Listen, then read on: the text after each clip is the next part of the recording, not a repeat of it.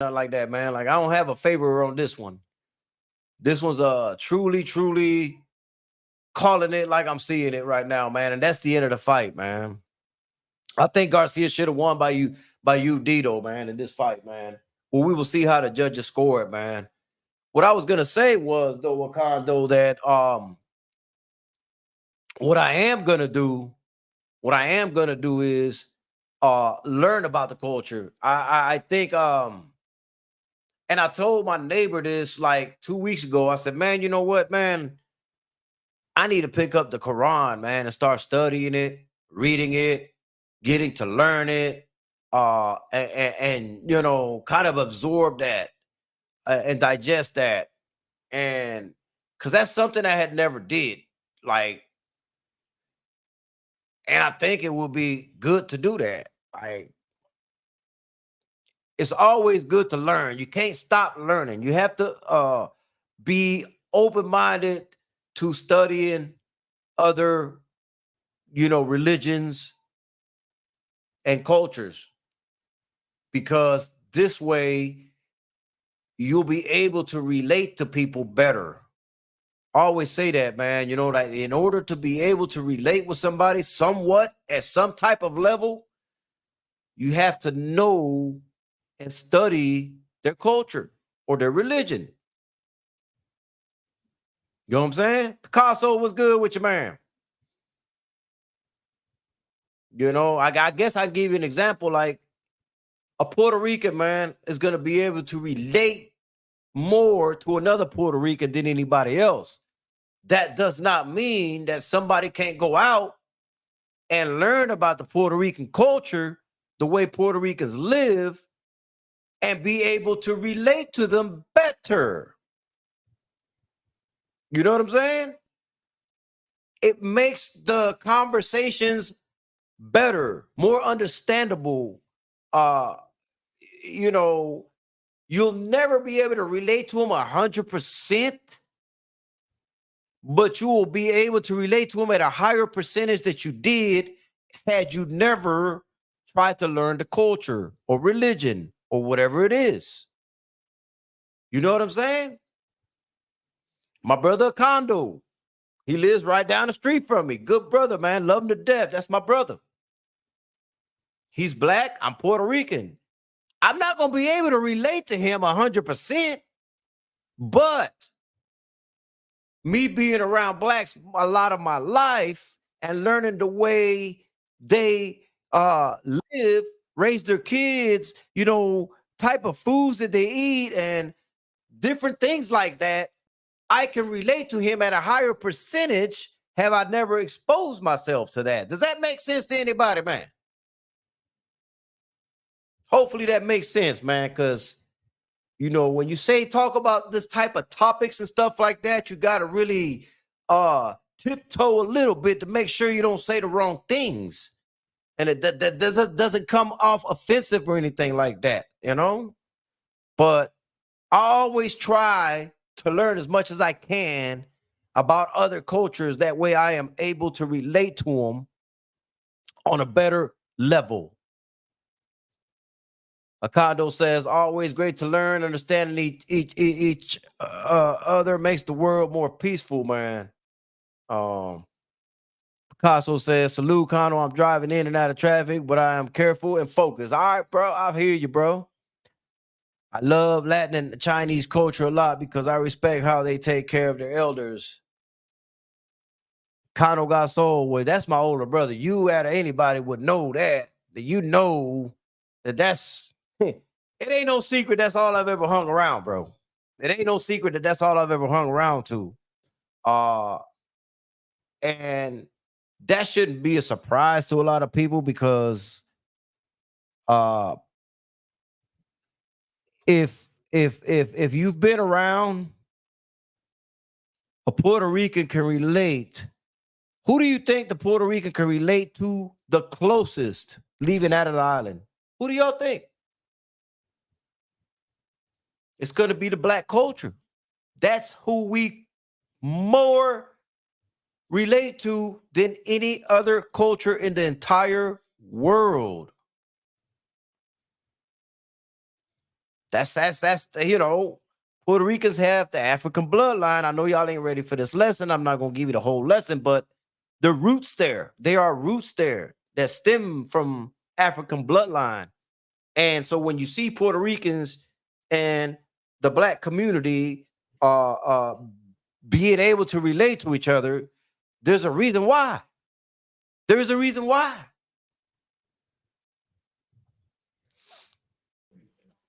They ain't ready for that, fam. Oh man, man. Listen, man. I know I kind of went off way. What if I told you I'm 30% Puerto Rican? I can't ignore my family. I still see myself as black, and you should see yourself as black. I don't have a problem with that, man. I don't have a problem with that, man. Like, you are who you are. I'm saying I grew up in Miami with Cubans and Ricans, my brothers, and I'm black as a bitch. Yeah, and that's like Drew Titan, in the Bronx, man. He's around a lot of Puerto Ricans and Dominicans, and they all relate. You feel me, man? Like, man, bro, I don't know, Opulent, man. I shouldn't go too deep with this, huh? Just gotta let it breathe, man, because Hey, do what you do, but let's not forget that there's really no such thing as black. Let's be all the way in 100. I'm gonna keep it a buck on that. There's really no such thing as black. There's really no such thing as uh, uh, African American and all that bullshit. But whatever you wanna label yourself, that's on you. That's why I prefer to just say melanated. That's what I choose to say, really. But you know what I say? I think everybody's melanated. I don't think there's such thing as white, bro. This world is, I'm just saying, bro. They just don't want to admit it. There's always a tint and a hint of a mix in there. You feel what I'm saying? yeah. But yeah, everybody's allowed to whatever label you want to label yourself. I respect it. I respect it.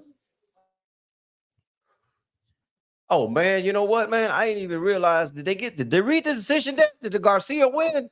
Geo James Khalil was good with you. Bruce Gas was good with you. Kano, you make a good point, which makes me think who all doesn't fall under the one drop rule. Exactly. You see what I'm saying, bro? If you really, really dig deep and go back in history to the beginning of times, bro, there's a drop of something in there, bro. There's a drop of something in there. Opulent. It just is what it is.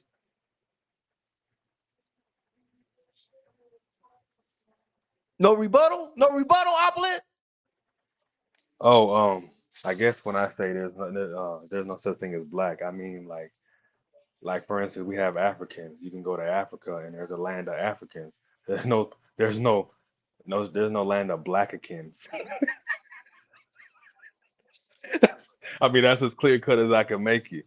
I mean it's like I said, it's something that it's a label that we've been given, right? It's a label that we've been given, and Yeah. clearly a lot of us accept that, and it is what it is. But You see, my brother always got to have some humor to it, man. You read what he said? hold on, hold on, Yeah, yeah, let me yeah. read He it. said if you go back, everyone is really a shade of brown, some darker, some lighter. And if you are Mm, like me, then you are translucent. yeah. Oh man, that motherfucker stupid. Diversity is key to understand and relate to one another, man. And I think that, the more people do that, man, and really dig deep and open their minds to learning about other cultures, man. Like Acondo said, the world would be first of all more peaceful, but more understanding of one another. You know what I'm saying? Like, Yeah. you know, like I mean, they nah, let me not say that, bro. Let me What I feel black people are, or quote unquote black people, I feel like they're uh in indigenous Americans. That's what I feel their true title is. But black is something that's, like I said, it's a label that a lot of us have accepted. hey And man, off the wall question, bro, man. yes, sir. What you think of these motherfuckers, man, putting leashes on their kids, bro? What the fuck? Man, they it's funny as shit. You know what? It's funny. I've been meaning to get like a video of a parent that has their kid on a leash, but I would definitely never do that. I don't care. I'd rather just hold my child or have them in a stroller or definitely hold their hand. There's no way I'm gonna ever put a leash. No, no, man. Every time I see that, I'm like, why? Are you like leashes are for dogs, not for humans? Why would you put a leash on your child, bro? That's how they feel it. You know how it is though. This is the thing. A lot of people they treat animals better than humans. Like they have more respect for dogs than human life in general. So I can see how they do it. I can see why they do it in a sense. Or it's crazy to me. I mean, I love animals myself. I don't own any animals. I love animals, but I'm never gonna hold an animal above a human. Just that's just ain't that's just not how I get down. But I don't know. I don't know why I didn't uh, save that for a flaming hot topic, but fuck it. right, yeah, that would have been a dope flaming hot topic. But yes, And Picasso gets it. See, Picasso gets it, man. When this right here, this off topic too, but damn, bro. Who's gas? Y'all got some long ass names. It's not driver friendly. Hey, I be telling y'all, bro. Like when y'all be in when I say salute to all, bro. Salute to all, bro, man. I can't do the. I can't do the. I'm 53 years old, man. I can't do that acting at everybody type of shit. You know what I'm saying? It becomes difficult, man. And I'm gonna tell you who's really bad about egging me on is Opplin LD. yes, sir. You know, goddamn well I'm at work, right? Oh wait, Hey, big bro Kano, like motherfucker, bro. Motherfucker, are you trying to entice the rest of these people to say salute to Kano Loco? Like, bro. most of them say something before I do though. Anyway, but yeah, I'm just saying, man. Especially when you got long names and they got the ones that killed me are the ones that got the symbols on them. Like, bro, I can't even find that on my phone. man, you know whose name is like the trickiest for me is like Nelly Trill Wills. Like he got all those damn signals like right next to each other and shit. That's why I just usually just a Nelly Trill Will, or if I really got the time, I'll type it out. But for the most part, I'm never typing that whole shit out. That shit is tricky. Mm-mm. That's crazy, man. And we are actually in another bout already. He versus Vasquez Jr., man. And I didn't even get the decision on the other one. Shit. Blessings, God, She D man. what's good with you, What bro? up? And that's the end of the first round, by the way. But fuck, you know, I really came on to have a little fun, and I was waiting on the Omar Rosario fight and also the Henry LeBron fight. Those are the two fights that I really came on to uh call and shit. You know what I'm saying? The rest of them, you know, these are just lead ups to that fight, man. Speaking of Trill Will, there he is Yeah, right we were there. just talking about that egghead boy. I, I can never, you know, say salute back to him and type his whole name out. Like I'm Telling not that you. skilled. I'm not that skilled with the keyboard. You feel me, man? Hey, Trill Will salute, bro. You know what I'm saying? I, I just put Trill Will, bro. I can't do all that, man. All these symbols and yeah, under. I have like a typing seizure. Like what the fuck? For real.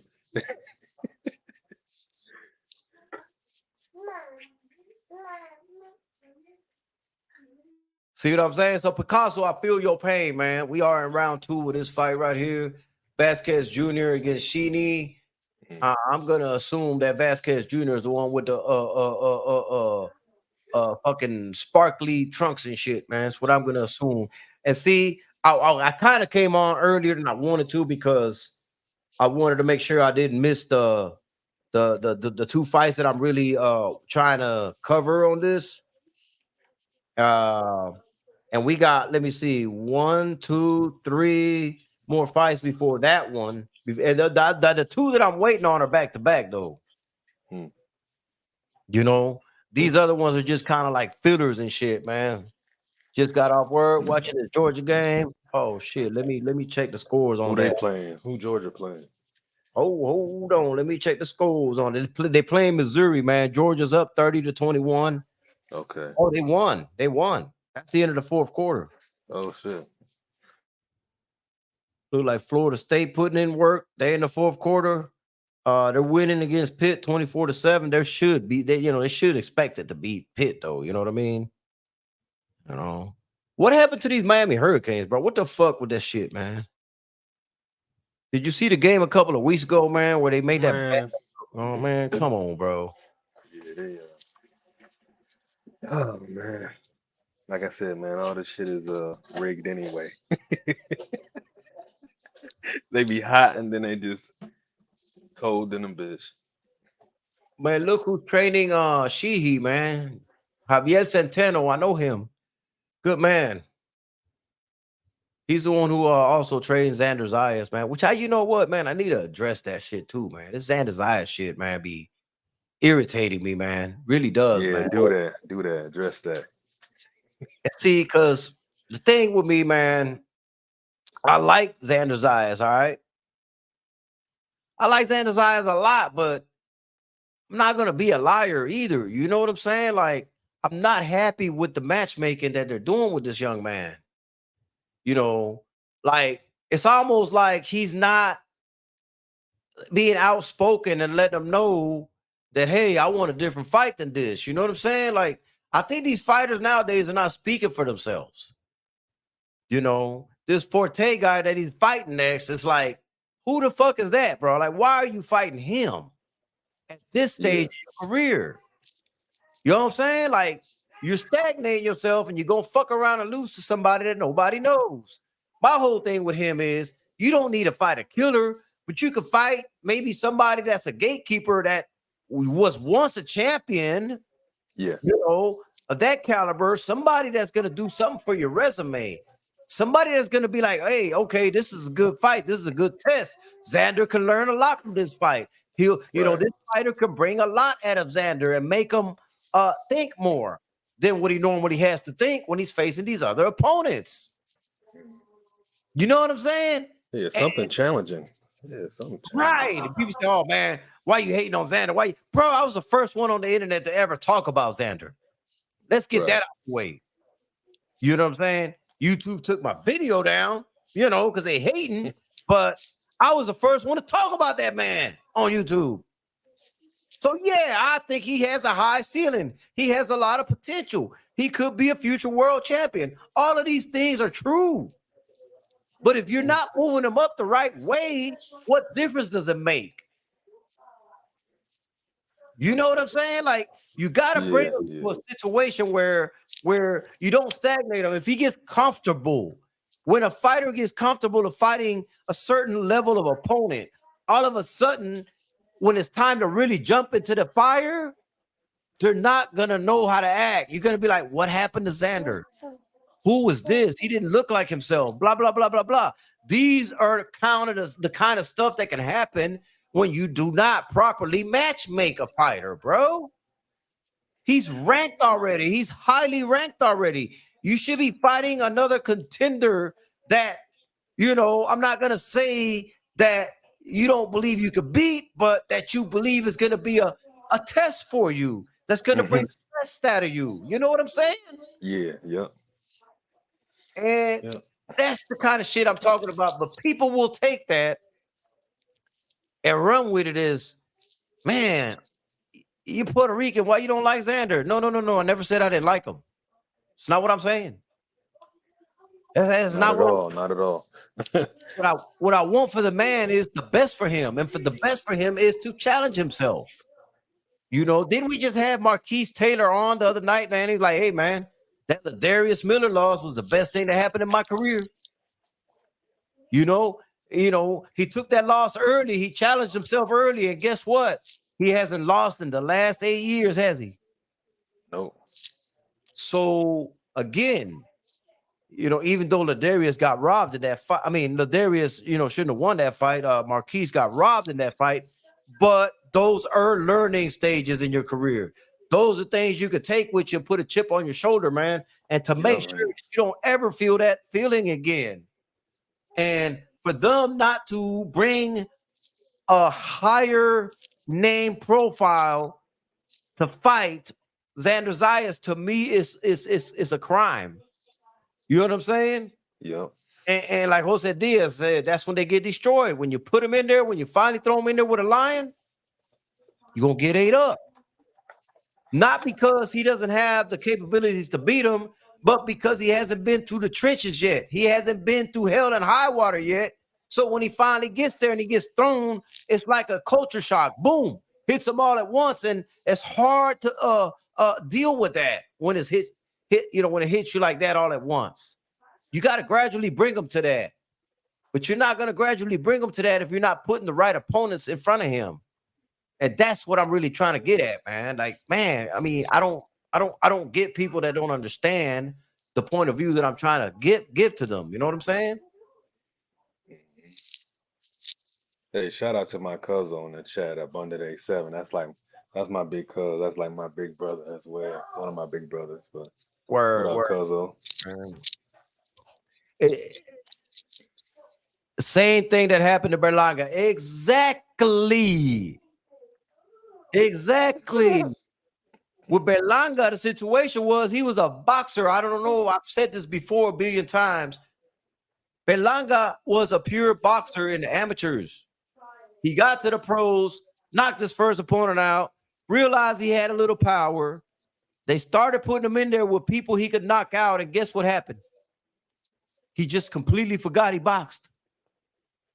So let me say this though. Let me say this. Remember, this is kind of what we thought was going to happen with Crawford, though. Remember, we thought he was fighting all these lower Ah, class fighters. I mean, I know they're both elite. It's kind of a different level, but mm, it's almost parallel to what we thought was going to happen with Terrence, but it didn't. But that also, in a sense, shows that maybe something was definitely seriously wrong with Errol. I don't know. I will say this. I will say this, man. At least Terrence Crawford was fighting on a championship level. Okay.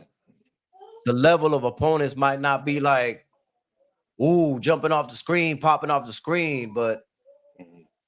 they weren't bums either. You understand what I'm saying, Opulent man? They were. Yeah. I'm not. They're not. He didn't fight superstars, but they weren't bums either. You Because know. Green Machine, he was undefeated, right? Green Machine was undefeated when they Correct. fought, but he just wasn't really, he wasn't a top guy really. But And Jose Diaz said, Cano Ismael Salas told me the same thing you just said. I'm saying, man. I mean, this is what it is, man. He forgot. He forgot about boxing. Yes, Berlanga forgot about boxing. He went into this knockout rampage and shit because they kept throwing people in there that he can knock out quickly, first rounds, you know. And now he forced himself. Now I will give him credit for this. He forced himself to go back to his original trainer, the one that had him boxing. So that is the one plus that I am going to give him. And this is why I haven't wrote him off yet, because I am dying to see if this he's fought one time since with this trainer. So I'm waiting to see if these training camps are gonna eventually bring his boxing skills back. Um, is it gonna be possible? I don't know, Opulent. I'm not a fortune teller. I don't know what the future is gonna hold, but if he can get back to that and at least get some of that back, he will have chances going forward. You know what I'm saying? I would love to see him do it and prove people wrong. That's what I would love to see happen. Mhm. And I like Edgar Berlanga a lot, man. Like I really do, man. That's another guy that I was very critical of, but like I said, I can't get up here and lie either, man. If they're doing something wrong, I'm gonna say it. It's like uh shit. I give you another example, Shakur Stevenson, man. Everybody knows that as a fighter, I love what he does in the ring. But I don't co-sign the shit he's doing outside the ring, Opulent LD. I'm not no naive person to be like, yo, Shakur, maybe you need to shut up. Maybe you don't need to be saying this, bro. Like, bro, leave that alone. Like, hey, why are you doing this, man? Like, you just got to deal with Reebok now, right? You got to deal with Reebok now. They're not gonna want the drama behind the shit. So at I some think point, you gotta grow up and be more professional with your shit. And if you don't have anything good to say, sometimes you just don't need to say it. I feel You like Shakur he has just chosen a side. of being a villain, and I think he's happy with being a villain now. So that's he's just doing what he does, and it is what it is. There's a level that you do got to do to build yourself up. Yes, you know, there's nothing wrong with being a villain and Not at building all. for yourself and stuff like that. But there's a correct way to do it and there's a wrong way to do it. And I don't know. I believe he's not doing it the right way. That's my belief. You know, Okay. For me, man, like it doesn't bother me at all. It doesn't bother me. He's got to do what he's got to do for his family and his brand. So at the end of the day, I'm not bothered by it. I mean, I believe there's no true friends in boxing anyway. So to me, was him and Devin ever really friends? No. I think they pretended to be friends, but I don't think they were really truly friends. But it is what it is. well, you know, hey, to each his own, man. That's all I'm gonna say. To each his own, man. I mean, I'm just gonna sit back and watch and enjoy the boxing when the boxers actually get in the ring, man. That's what I'll say Right. about it, man. Yeah. TD Sports Talk, salute to you, man. But Yeah, yeah, we're both looking forward to that fight. We both looking forward to that. yeah. I mean, I'm just like, you know, I don't know, man. Some things just don't sit right with me, man. And it doesn't matter if I like him as a fighter. You know what I'm saying? It's just like if it doesn't sit right with me, you know, I'm gonna call it like that, opulent. I'm gonna call See, it like that, man.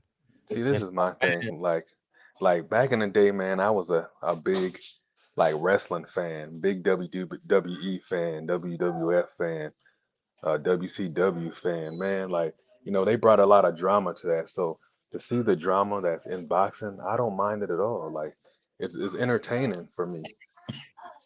It makes it more exciting, even though I am in love with the sweet science of it. But to bring that other dynamic to boxing, to me, I really actually enjoy it.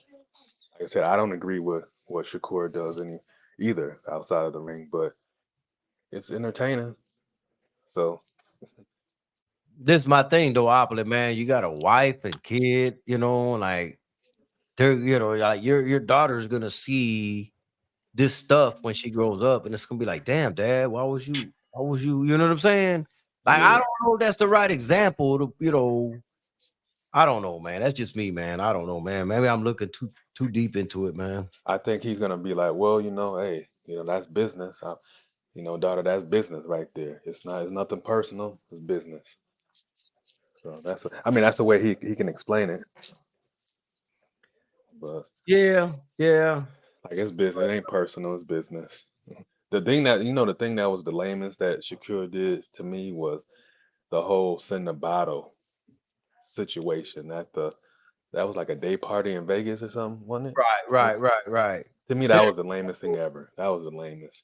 Bro, you could have just literally walked over there yourself, got in his face, made a little scene, which that would have been better. But you actually gonna send a bottle, man? Get out of here. To me, Well, the that was thing soft. about the bottle, opulent, is, you know, the bottle says sign the contract, but there is no contract. So why are you telling them Right, to sign? You telling them to right. sign, you know, air and shit, you know? And I'm like, those Sign are the things that what? I'm saying. It's like sign what? Like so yeah, that's I mean, my bad. I didn't get to the point of it, but yeah, that was the main point of why it was so lame. Like there is no contract. You're telling them to sign a contract.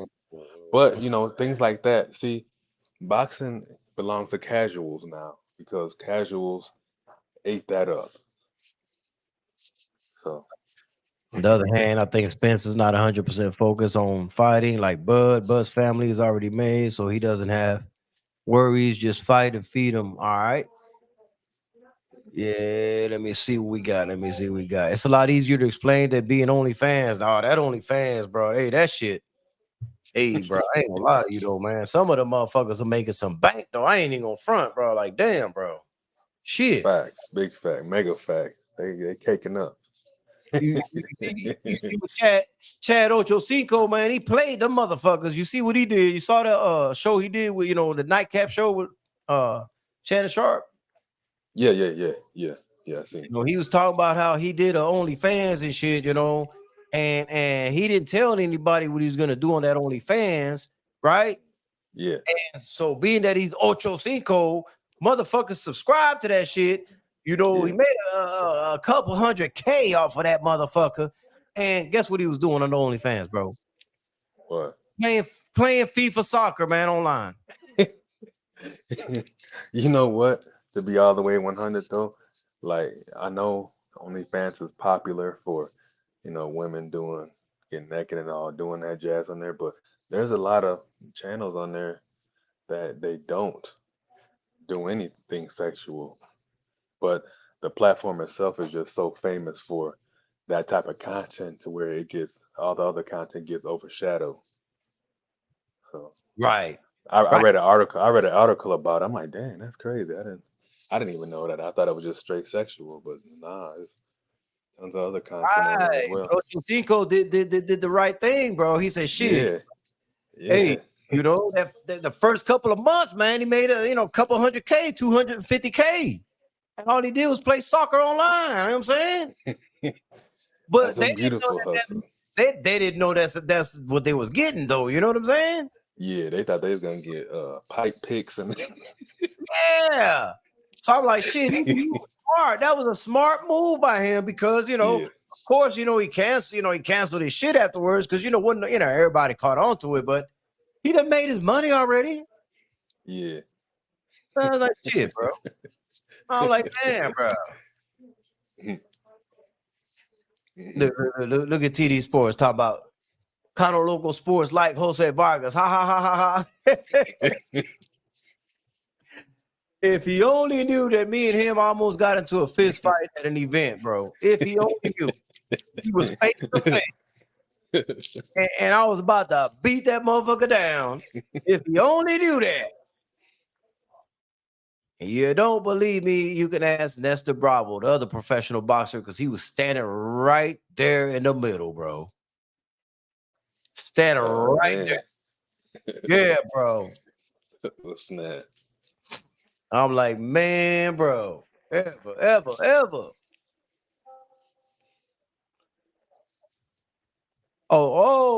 Yeah, you was on the phone, man. That's right. That's right. That's right, TD. That's right. I remember that now. Yeah, man. Bro, that really, really happened, bro. Like that really happened, man. I don't know what they think they're getting with Cono Loco, but Cono Loco, man, I'm about that action in person too, bro. I'm actually more about it. I'm more about it on in person than I am online, man. Because I mean, online you can't do nothing to nobody. Right. Online you can't do nothing to nobody, man. But in person, oh, I'm active like that. I'm active like that, man. What's Hey, going what on? else? Oh, go ahead. My bad. He said he didn't get a notification. Man, man, it's YouTube, man. They do that, they do that. And me and Opulent just having a little fun. I'm waiting on my on the 2 fights that I'm waiting on for the night. Mr. Shelter says stop the violence. But see, you What gotta up, woke? Mr. Shelter though, man. See, Shelton. I never start any of this shit, right? You know, look, Opulent met me, man. I'm a chill, relaxed, laid back dude, man. I ain't bothering nobody. You know what I'm saying? I like to have fun. You know, Opulent could attest to that shit. But if they cross that line and they want that action, then as a gentleman I am, I must oblige them with that action. That's all. I must oblige them, Opulent. You understand what I'm saying? Yeah, Like, yeah. cool, man. Oh, this what you want? Okay, cool, man. Cool. Let me do you the favor and go ahead and whatever. You know what I'm saying? And that's all it is, man. But anybody that's been at events with me, they know, man. I'm just chilling. I'm at my own little table or my own section and shit. Uh, uh, uh, I salute everybody and I'm peaceful, dog. You know what I'm saying? I'm peaceful, man. But look at Mr. Shelton, man. You could always walk away. Mr. Shelton know goddamn well he ain't gonna walk away his damn self. Right. Country ass. He ain't walking away. You know he ain't gonna walk away his damn self. He gonna give him some of that southern ass whooping. That Mississippi ass whooping. That's what he gonna be doing, man. You know what I'm saying? He gonna have that little flashback. Soul Power, aka Gamed Up Kennels in the building. What's good Yeah, with what up, you, Soul man? Power?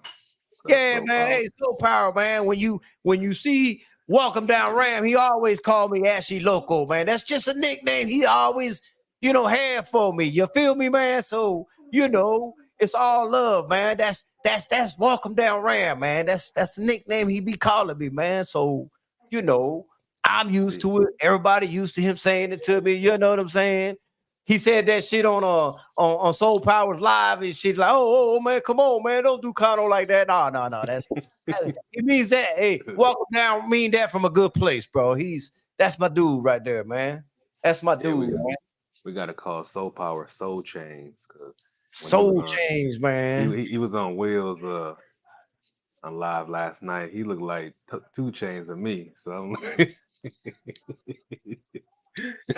Soul Saying, Chains. man, but hey, I just want to know. I just want to know where he got his soundboard game at. Cause Soul Power will be having the sound effects, man. Everything.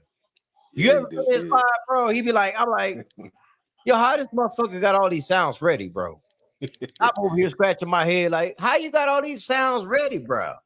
Yeah, I mean, like, bro, did you pre-plan this shit, or because you know me, Oplin, I'm a freestyler. You feel me? Yeah, I'm a freestyler. I can't get a hold of sound bites that quick. You know what I'm saying? That's a gift right there. You know what I'm saying, man? I think you got him on deck. He can just be hitting them buttons at the right time. I mean, you see, I still got this button to watch this. You never want nobody.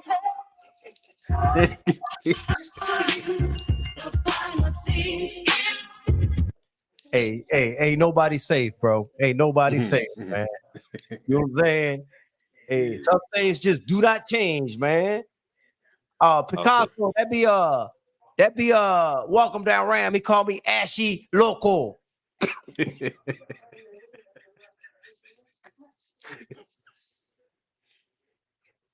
Up in an LD, tell D-Man Jr. he better not come in Kano's chat. Oh, he got. Oh man, he got yeah, that power. Yeah, he got that super wrench, super tool. Yeah, he got that Power Rangers wrench and shit, man. He dying to hit D-Man Jr. upside the head and shit like that. Right, right. Wig, man. He want to see what was on his mind and shit. You know what I'm saying? Straight up. He trying to dissect his brain. That's what he trying to do. Yeah. But Soul Power, I gotta correct myself though. You look like a youthful 2 Chains, right? Because I ain't trying to say you look old or nothing. I mean, it's not that 2 Chains look old. I'm just saying. I just gotta get it. I just gotta be clear about it. Man, look, if you look old, just tell him you're an old motherfucker. Just bro. He sugarcoat shit. If you look old, you look old, bro. A young 2 Chains. Yeah, man, don't ease up on him like that. Just give it to him completely. Bah. You know what I'm saying? Because he gonna fire back anyway, right? He's gonna fire back. Right. He gonna fire back. That's just the way it is, man. Mm-hmm. You get in the line of fire, you fire off. You got to make sure you're ready to get fired back at. You know what I'm saying? But yeah, you know me, I'm always ready to fire back, man. There are commercials right now, man. I know I was supposed to be doing some live fight commentaries, but I have no idea what fight we on right now. You know what I'm saying, man? Do your thing. I'll be here. Shoot. Not in commercials right now, so. Oh, okay. My fault. They commercials, man. Like I said, I just want to get to that Omar Rosario fight and that Henry LeBron fight against William Foster III. Those are the 2 fights that I'm interested in. So, if it bothers y'all that we're not talking about the bullshit fights before it, man, and I'm not gonna apologize. It just is what it is. I'm not gonna apologize, right? I ain't gonna do it. He said, y'all stop cooking my brother Soul Power. Nah, man. Nah. See, you got to understand the method to the madness, D-Man Jr. You got a D-Man Jr., that's the sawed-off shotgun. Have y'all ever seen D-Man Jr., that short little motherfucker? You know what I'm saying? That's why I call him the sawed-off shotgun, bro. You know what I'm saying? That man ain't, hey, nah, bro. You look like a midget, bro. You're not even fully grown, bro. That's my brother, though. You know what I'm saying? That's my brother, though, man. That's my man, 50 grand, though. You know what I'm saying? But you're missing the method to the madness, man, right? You know, we egg Soul Power on a little bit, man. We poke at him a little bit, right? And then when he go live, right? And we go over there, it's the revenge tour. And then y'all get to get some good laughs off of Soul Powers Live. You feel me? Straight up. Because he gonna come in there with the double banana clips and shit, you know? So that's what it's all about, man. Yeah, it's all love at the end of the day. You know, we ain't taking nothing personal. Yeah, he a sawed-off shotgun, soul man. Yeah. You must have not seen him yet, bro. You must have not have seen him yet. That's what it is. He must have not have seen him, man. You know. Thomas posted a link. He said, Thomas posted the link. Hey, there you go, soul man power. There you go. You know. Soul man already got on me, man. You know what I'm saying? Because he's like, oh man, you know, they breeding all these bullies and shit, right? I was like, man, I ain't got no dog that big, man. I got these little Frenchies and shit. You know what I'm saying? I got these little Frenchies and shit, man. These little, you know, little small little creatures and shit, you know, with the fucked up faces and shit, you know. But hey, you know what I'm saying? Hey, I gotta get it in where I fit in myself. You feel me? You know, Frenchies is the way, man. That's the wave right now, man. Thomas he want D-Man wrench. He's like, man, how much I gotta see you there take his wrench? Oh man. Yeah. Yo. Hold on, can two super wrenches time each other out? How does that Man, work? I have no idea. Never tried it. Let me see. Happens to be stopping by the set later. Tim, how's your altitude? Well, I can just tell you this right now. Let me mute it, man. Tim Bradley about to talk. I don't want to hear him talk. Don't want to hear him talk, man. What were we talking about before we went off on this rampage anyway, man? What was the topic at hand at the moment, bro? Don't even remember, bro. We went so quick.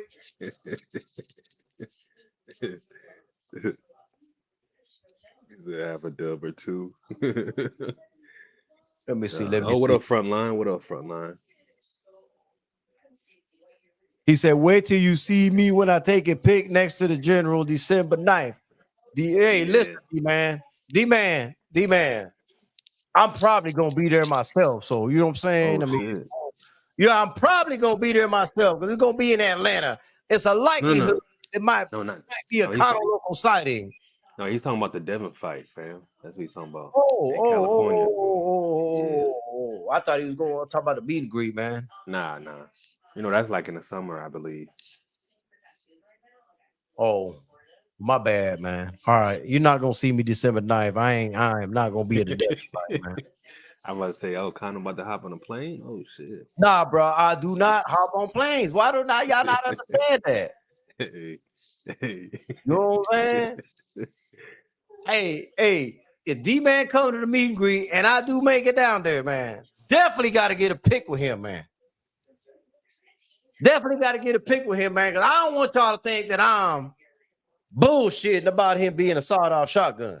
I don't want that, you know, to go over y'all's head like I'm just talking shit. You know what I'm saying? Man, like, D-Man gonna show up like 6'7" or some shit. You're like, God damn. But listen, bro, man. I'm gonna tell you one thing about D-Man, though, man. Hey, that's the man you want next to you, man. If you know, gonna go on an all-out brawl in the club, though. Oh yes, man. Yes. That's who you go, bro. If I grab anybody, if I'm in the club and we about to fight a bunch of motherfuckers, that sawed-off shotgun is who I want next to me, bro. Let's keep it a buck. All jokes aside, that's the motherfucker I want next to me, bro. You know what I'm saying? I say, hey, shit. I'll be like, yo, D-Man, I don't give a fuck if you bite ankles and shit like that. Hey, just do what you do. I'm gonna do what I do over here. You know? I know you gotta swing up, jump up and swing up to hit him in the knees, but break do it. You know what I'm saying? Break their knees. What you doing? He said jump up to hit him in the knees. Damn. Yeah. You know, jump up, swing up, break their knees, bam. You know what I'm saying? Hey, he gonna fuck a lot of people up, man. It's gonna be a lot of motherfucking. It's gonna be a lot of fucked up ankles, fucked up knees, and shins, and I'm like, yeah, D-Man fucked all them motherfuckers up, bro. You see what he did, Yo, motherfucker? Shit. yo, look at Thomas comment. D-Man can't be knocked out because his jaw is attached to his shoulders. God damn. Hey, hold up, Oh man. my Hold goodness. up. Hold up, man. I'm the only one allowed to throw jokes at D-Man Jr. What are y'all Oh doing? man. Well, He ain't playing with him. Wait a minute. That's my job. Why is everybody jumping on D-Man now? See? Oh man. Man, see that D-Man Jr., they can't even let Oh me have shit. my fun to myself. You see that shit? You see how they do? You see how That shit got motherfuckers me. do, D-Man? That They shit couldn't got me even in let me have tears. fun on my own, bro.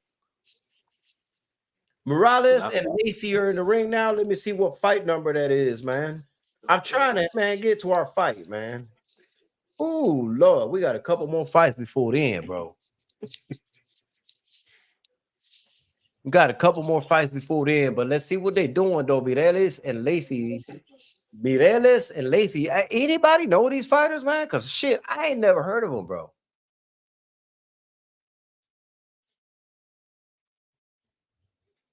Look at Picasso, man. Come on now, man. We supposed to be brothers, man. Yeah, we supposed to be brothers, man. We are brothers, man, you know.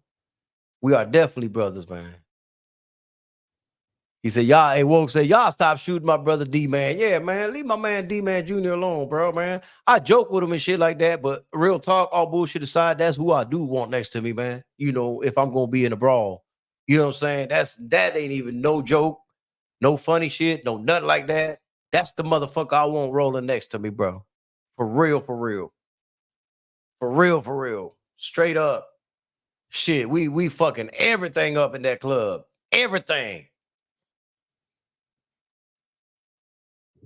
And I ain't even got to worry. I ain't even got to look that way, man. I know he gonna have that side taken care of. I ain't got to worry about that side. D over there. I got this side over here. You feel me, man? That's real talk, man. But you know, I still love to fuck with him though, because you know, brothers fuck with each other, man. That's all.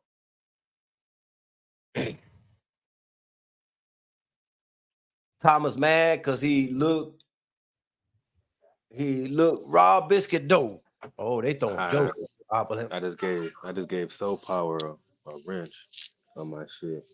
What happened? What jokes? I missed some. What happened? Mhm. Oh, wait a minute, man. Let me see if he popped up on mine somewhere, man. I'll give him a wrench on mine if he popped up over here. Let me see. Where's he at? I don't think he popped in on mine.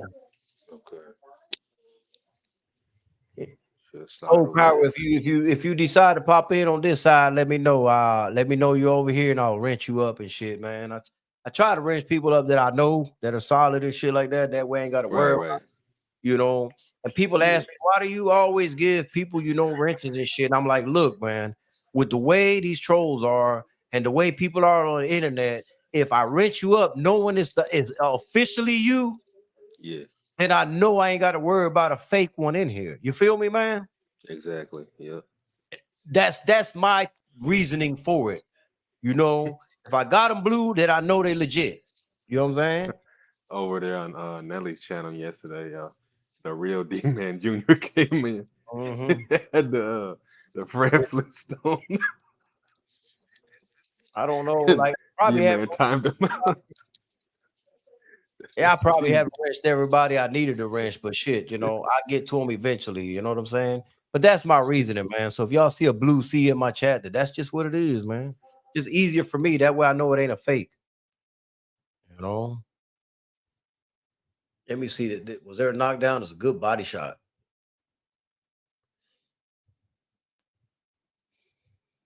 What round are we in now, man? We are in. These motherfuckers ain't gonna put the round up. The fuck? Put the round up.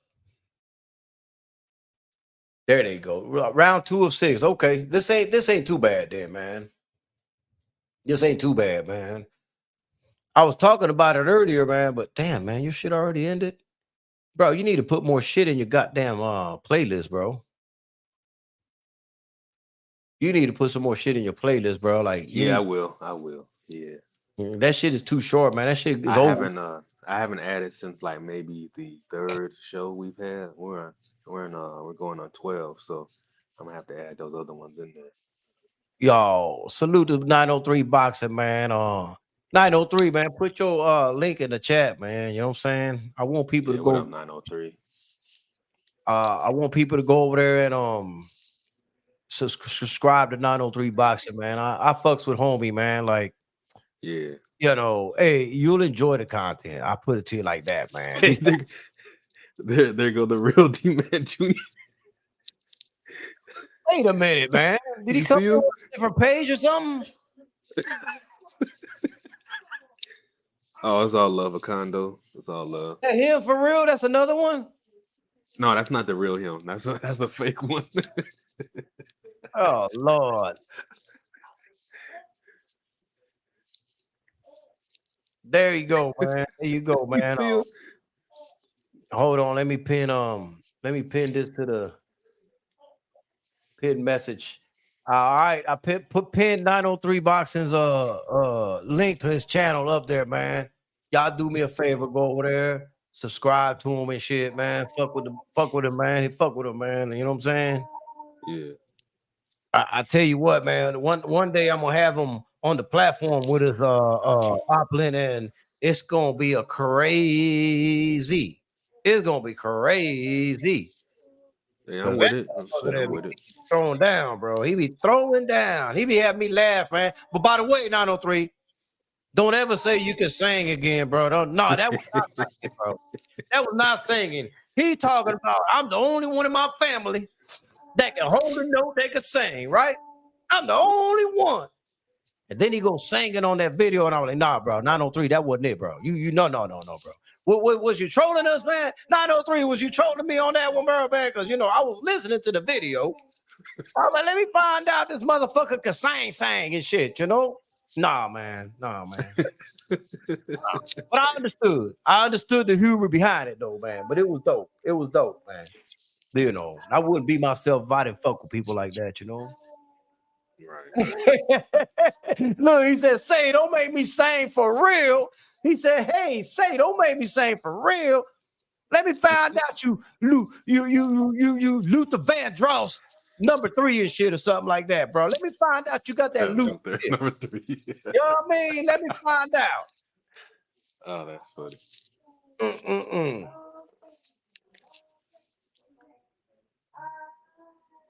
Why do they keep saying showing the same replay, the same body shot? He got 2 left feet. He can't turn right.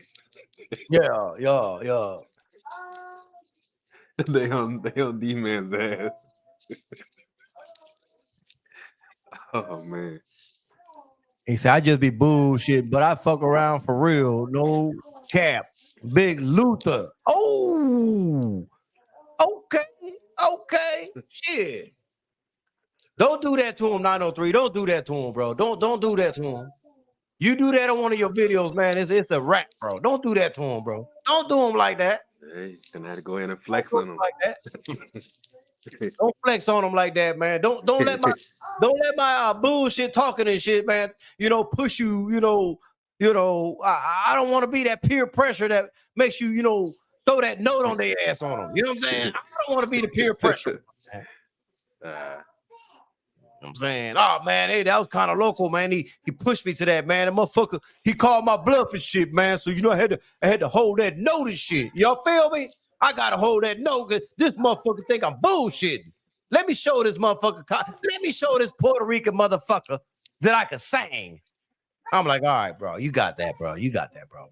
You got it. 903. That intro was hard though. I was for real about that. That intro was hard. I'm like, dang. It's funny because I've heard your other videos and that's like my first time really hearing it. Like, that shit You was ever dope. notice that he raps He raps his intros, Yeah, yeah. but that's him. Yeah. Oh, okay. So that's really him. That's him rapping. I'm like, this is dope. Like the motherfucker come up with a topic for the video, and he'll actually rap that in his intro type of shit. Like I don't see nobody else doing that. Yeah, that's dope. Yeah, I'm digging that. Yeah. You know what I'm saying? Like I caught on to that shit. That shit didn't go over my head. 903 didn't go over my head. I be peeping game like shit. I don't say a whole lot.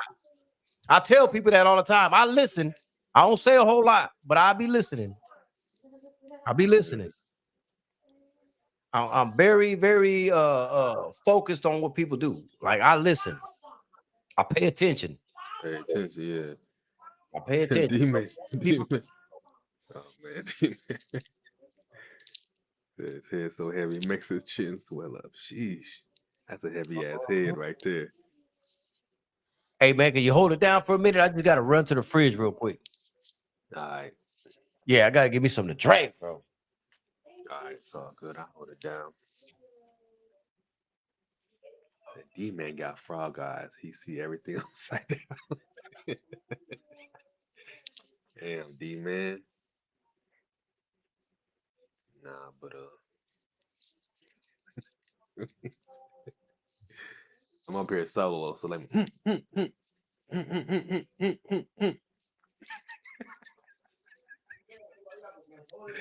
I had to do that. Let me hit my drink. Yeah, I got my drink, man. I just like, God damn, that's a long walk, bro. Shit. Oh man. Like I said, I know we were supposed to be doing live commentary, and we will get to that, man. We will get to that when the time is right. I'm glad I came up. This is fun. This is dope. I'm glad I came up. Man, we're just having fun, man. Did you read what Cordina said, man, when he said he's not interested in no Shockey Foster fight because You don't want to lose. because he doesn't bring any money to him? Like, who the fuck is Joe Cordina, bro? Did you see that? Right. Yeah, I seen that. I seen that today. Yep. I seen it. Yeah, that's a joke. He's a joke. And I'm like, just say you're scared to be embarrassed in front of everybody. That's what I say. Exactly. Why not? Just man up and admit it. Because blaming money is the last thing you should even be worried about. Listen, man, Picasso, you see what Picasso trying to do, right? He trying to get me to fall into one of your clips using these words in the beginning. You know what I'm saying? Yeah, that's the word I was looking for, Picasso, but I ain't saying it. Attentive. You know what I'm saying? Yeah, 903. He said that. Let me see if I can find it, and I'll tell you exactly what he said, word for word. That way, I'm not misquoting him at all. Okay. D-Man's he's looking for revenge on everybody. This is what he said, 903. Cordina not financially motivated to fight Oshaki Foster. Good fighter, but I'm not making no money from him. Quote, unquote, from Joe Cordina. Right? Man. And my question was this always, bro. Like, I didn't know Cordina was a superstar that was making billions and shit. Did I miss something? Is Cordina like a household name? He's smelling himself. Is Cordina somebody that's, like I said earlier, are people making videos about him every day on YouTube? Hell no. I know Hell what. no. Hell no. I've seen more people talk about Oshaki Foster than I've ever heard about Joe Cordina. And you know what? To be honest, I literally forgot about him until he spoke up. To be honest, I forgot. I'm like, oh.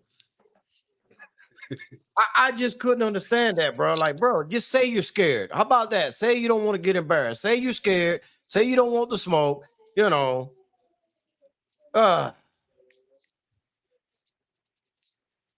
and he barely won today. He got a majority decision today. Okay, Shit, he majority. got a majority decision. He barely escaped out of there with a win today. Earlier, before this card even started over here on Daz and earlier today. Mr. Yeah, Shelton, translation, I don't want the smoke. Shock gonna beat the brakes off that dude. He's gonna have to fight Oshaki, bro. Like, yeah, this is what's wrong with boxing right now, man. How can you be to the point where you think that you're this superstar that's an A side to the world when nobody really knows you like that? right. Remember what The Marquise hardcore said? they know. Remember what Marquise Taylor said? He said these fighters are different. That's the same excuse, like Frontline said. That's the same excuse. I'm gonna put it up on the screen, bro. That's the same excuse Prograis has towards Matias. And he only said that once. He would never mention Matias' name again. I don't get that, bro. Like, come on, bro. Like, what the fuck is this, bro? Nah, This is. I, Go ahead. I really feel like Devin is gonna fight him next though. If he gets past Regis, I know when he for a gets fact past he will Regis, fight him. I feel like that's the next fight already. I know for a fact, which is why I said I don't know who's gonna win the fight. Mhm. But in a perfect world, I would rather Regis, Devin Haney Devin wins. win Yeah. simply for the fact that I know factually that he will fight Subriel Matias. I know this to be a fact. Yep. You know, that's one thing I don't understand. I don't understand the hate towards Devin. Devin actually would fight him. Like, I know this to be a fact, bro. You know, whether you think that Haney beats Matias or not, it's not even the importance right here. The importance is that the man is willing Yeah, willing. to get in there and face Subriel Matias. And I don't see nobody else willing to do it. You know what I'm saying? And TD Sports says Matias will stop Haney, but I am biased. Hey, listen, but there's nothing wrong with picking a winner, right? Ain't nothing wrong with picking a winner, man. I don't have an issue with that. I never have, never will. But my point is, we got to get the fight in order for that prediction to happen, right? We got to get the fight. And in the perfect scenario, if Regis beats Devin, Regis will not fight Matias, right? But if Devin beats Regis, Devin will fight Matias. You see the difference? And Regis calling for Ryan and T.O. and Tank and 903. Like, and I don't get that shit, bro. I don't get that shit, man. And let me just dive in a little further, man, because this shit is getting sick as hell to me for these people that don't really understand boxing, right? They get to this point where they got this enamored, they're enamored with the fact of saying that goddamn Subriel Matias has no defense, right? Yeah. And I'm like, what film are you watching? You know, what film are you watching? Because he's got subtle movements that he does. He does move his head off the line. He does move when needed to. You know what I'm saying? He doesn't have perfect defense. He doesn't have perfect defense, but he does have defense, right? Now, let me tell you something about else if you want to dissect it a little further, man. You ever notice that why is Subriel Matias so successful with his punches? And I'm going to give you why he's always so successful with his punches. Because unlike a lot of other fighters that use their waist to crank up their punches, Subriel Matias, even though he's using some waist, his waist barely moves, and it looks like they're arm punches. But they're effective, strong arm punches. And when you throw punches like that, they're hard to defend. They're coming at you quick without you even realizing they're coming because you're expecting that waist movement and you're not seeing that waist movement. Bang, bang, you're getting hit. You're getting hit. You know? To say, the other thing he does that a lot of people have not really caught on to, is he starts out on the high guard. Okay. Yeah. He starts out on the high guard. When he puts his guard down, once he's tasted whatever you got and says, okay, this ain't shit. I don't need to have my arm. I don't need to get my arms up all the way.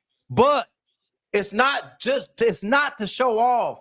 When he comes down to the chest high guard, that's when he gets the looping uppercuts and all the body shots off quick and easy.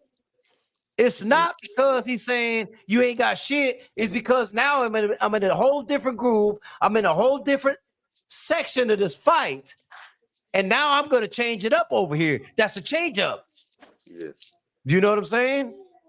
And that's just like comparing it to Tank. When Tank starts walking forward, okay, I done seen enough. I can come up forward now and start doing my thing. When Matias brings his hand down, he's saying the same thing. Okay, I done seen enough. I know what you got. Now I'm about to go fuck you up. You know what I'm saying? And that's when he starts, bro, let me stop, bro. Y'all ain't ready for this conversation because y'all don't break y'all don't break film down. You don't believe me? Everything I said, go watch now and see if I'm lying.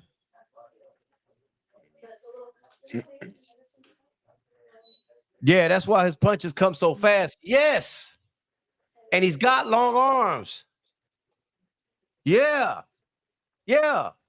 And then all they're focused on is he ain't got no defense. I just don't agree with that. I don't know if 903 even agrees with me or not. A lot of people are not going to agree with me. He's got enough defense to do what he's got to do. I'm going to put it like that.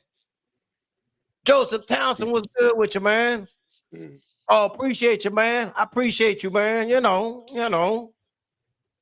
Hey, player had to hang up his hat. He had to retire the pimp hat. You know what I'm saying? I mean, it's all good, man. We all got to do it at one day, man. We all got to do it one day. You know what I'm saying? You always got to have that Bonnie and Clyde and shit. The one that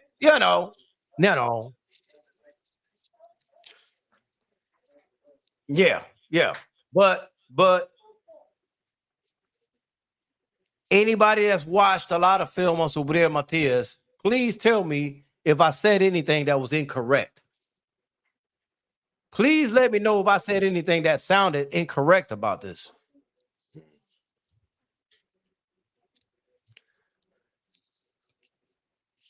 I look at different shit, man. I just look at different shit, man. You can't be when you're breaking down a fight, when you're making a prediction,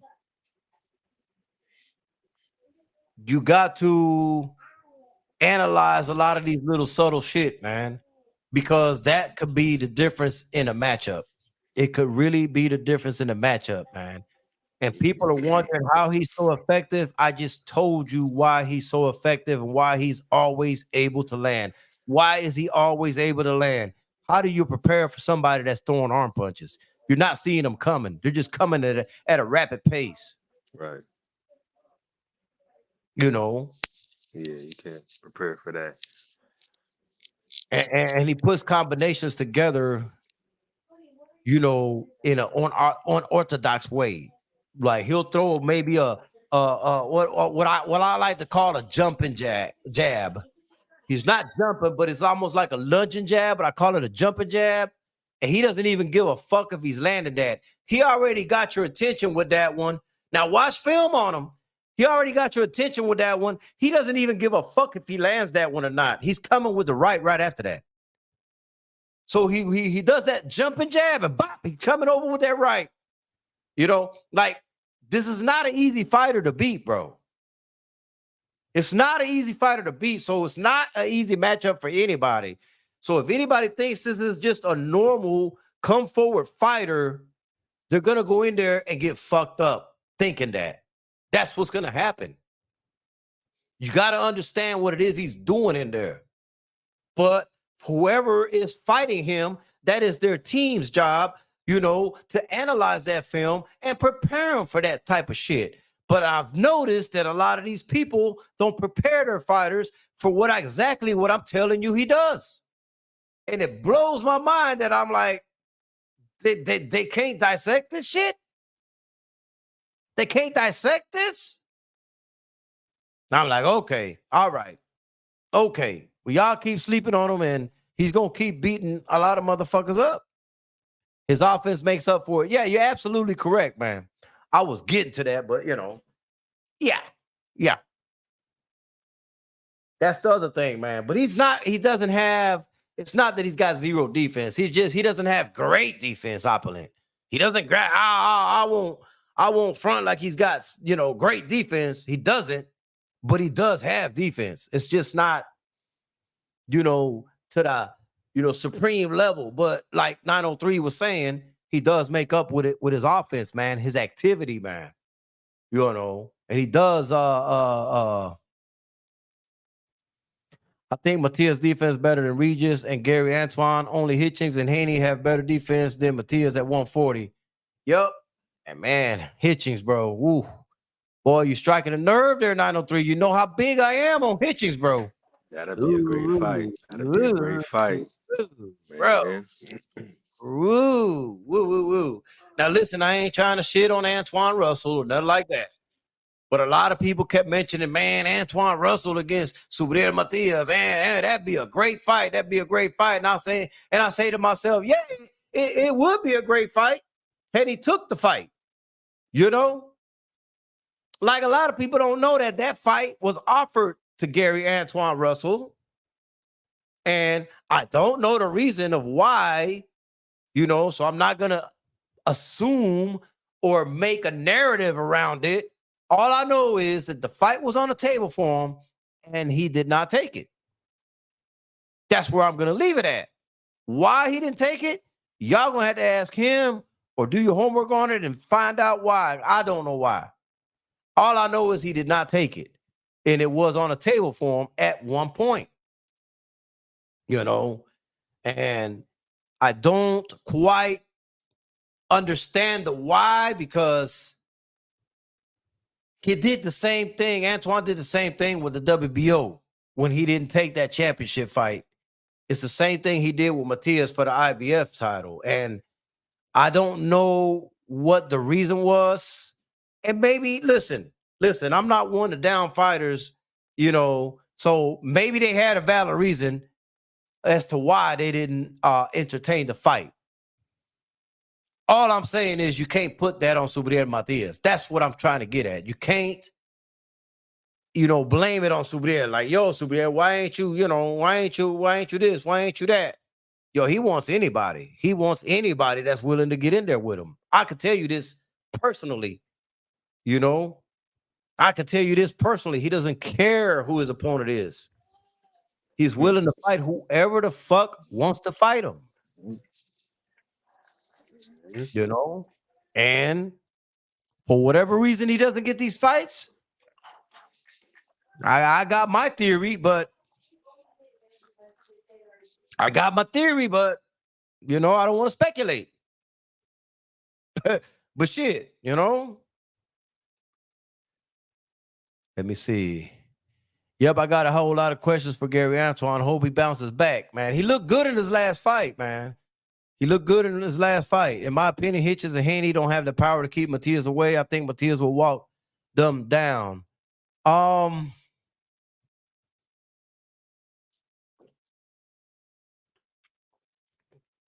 will say this. I don't know. I wouldn't. The one person that worries me more out of anybody at 140 against Matias would be Hitchens. That would be the fight that I'd be like, ooh, this is gonna be the real deal fight right here. It's gonna sound crazy to a lot of people. I know. But at 140, the best matchup at 140, stylistic wise, fight wise, would be Subriel Matias against Richardson Hitchings. Richardson Hitchings is very underrated. Similar to Subriel Matias, he's underrated. Hitchings is also very underrated, very underappreciated, and many people don't really know, like I do, what he can bring to the table in a given night going into a fight. Hitchings is not a punk, and he is not going to be easy to beat. Hey, Jose Rodriguez, what's good with you, man? Yeah, man. I'm not. When that fight comes on, I'll get to the commentary on that fight, man. For right now, man, I'm just kind of like freestyling until we get to the Omar Rosario fight, and then after that is the Henry Lebron fight, and those I will definitely call for sure, man. So for those of y'all who are here with me, man, stay with me, bro. We'll get to the fight calling and shit like that, man. Let me see. Yep, looking at. Let me see. Hitchens got solid power, just not a KO artist. Hitchens might be better than Devin. I'm gonna have to see how Devin look against Regis. Hitchens does got power, man. I'm just gonna be the one to be bearer bad news, man. For people who think that he doesn't have power, I'm gonna tell you he does. I'm gonna tell you he does. And if anybody knows, I promise you, it's Cano Loco. Cano Loco has been watching this kid since the amateurs. Cano Loco has seen with his own eyes what he's done to people in the gym and sparring. I done seen him embarrass some of your favorites in the gym. I done seen him hurt people that you wouldn't think he would hurt in the gym. Ooh. What's going on, Queen 71? These fights are on ESPN Plus. I have seen it personally, which is why I am so confident in saying that Subriel Matias and Richardson Hitchings are the best 140 pounders in the game right now. I can say that with full confidence. Full confidence. And I'm going to tell you what's going to happen, man. People are going to keep saying that Hitchens ain't got power. Hitchens ain't got power. And he's going to fight one of your favorites and put them on their ass. And when he puts them on their ass, what's the main card? The main card is also going to be on ESPN Plus. The main card is going to be Murataya versus Torres and Ajagba versus Goodall. Right now, we're on the undercard, and I haven't really been caught on a lot of these undercard fights. I'm waiting on that. Like I was telling everybody, Omar Rosario against Reboyal. Omar Rosario is a good friend of mine. And then after that, it's going to be Henry Lebron against William Foster III. Henry Lebron is a real good friend of mine as well. Those are the two fights that I'm really focused on. And hopefully we get to them here soon, man. But till then, we're going to just keep freestyling over here. Have a little fun with my brother Apple and LD online with me, man. We're doing the little simulcast and shit like that. If you can, go over to his page, thumb his up, give him some, watch hours as well and shit like that. Y'all can bounce back and forth or however y'all want to do it, man. It's all love, no matter which way you go about it, man. But that's the whole purpose of this right here, man. I knew somebody's gonna ask me this, right? I knew somebody was gonna ask me this. Yo, Kano, you hear the rumors that Liam Paro almost knocked Shakur out? I heard the rumors. I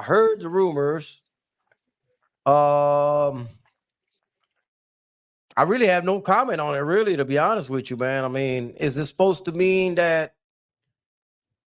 What I like to know is, what is it supposed to mean? Do y'all think that Liam Paro could beat Shakur? Is that what y'all saying if they fought in a real fight? I mean, what does it really translate to? That's what I want to know. That's I don't know, man. I don't know, man. Like, I don't know what to think of it, man. I can always, and I haven't done it because it really didn't matter to me.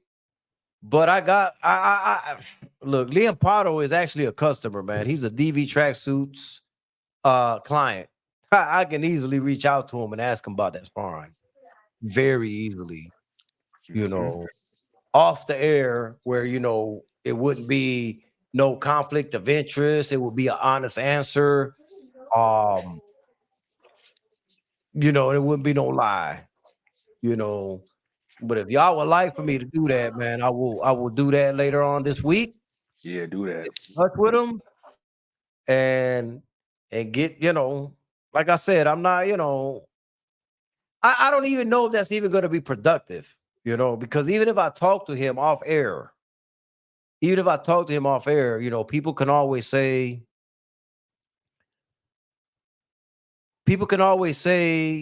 well, Liam's only saying he didn't because, he doesn't want to ruin future sparring work and Okay, good point. trust.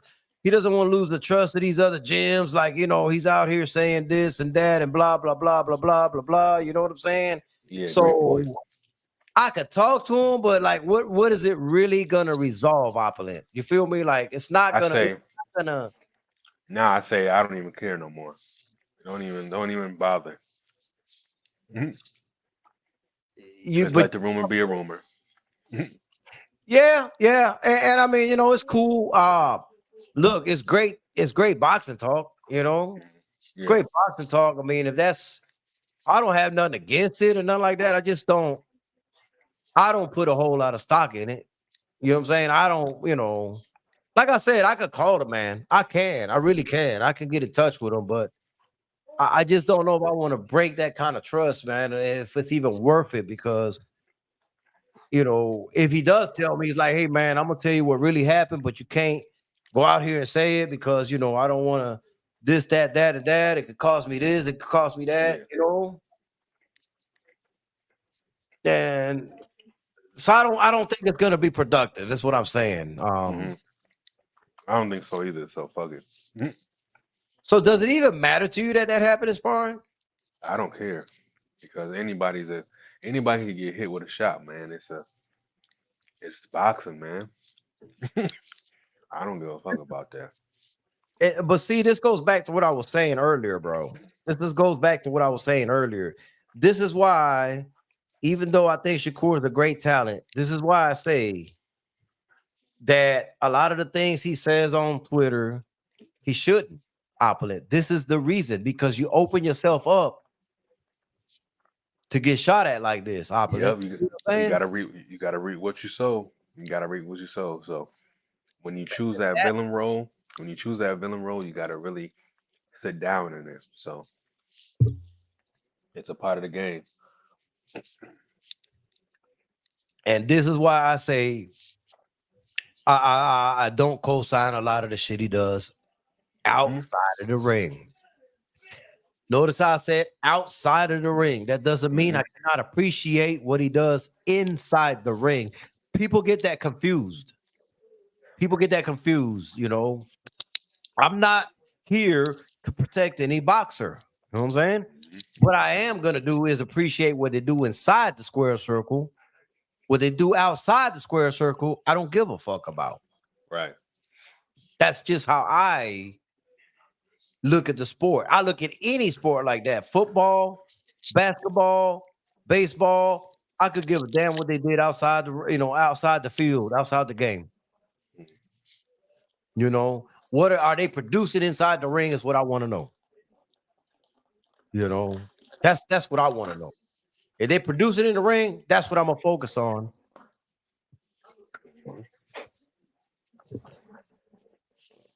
I doubt it, but since Shakur didn't take the Haney fight, he got a lot of haters.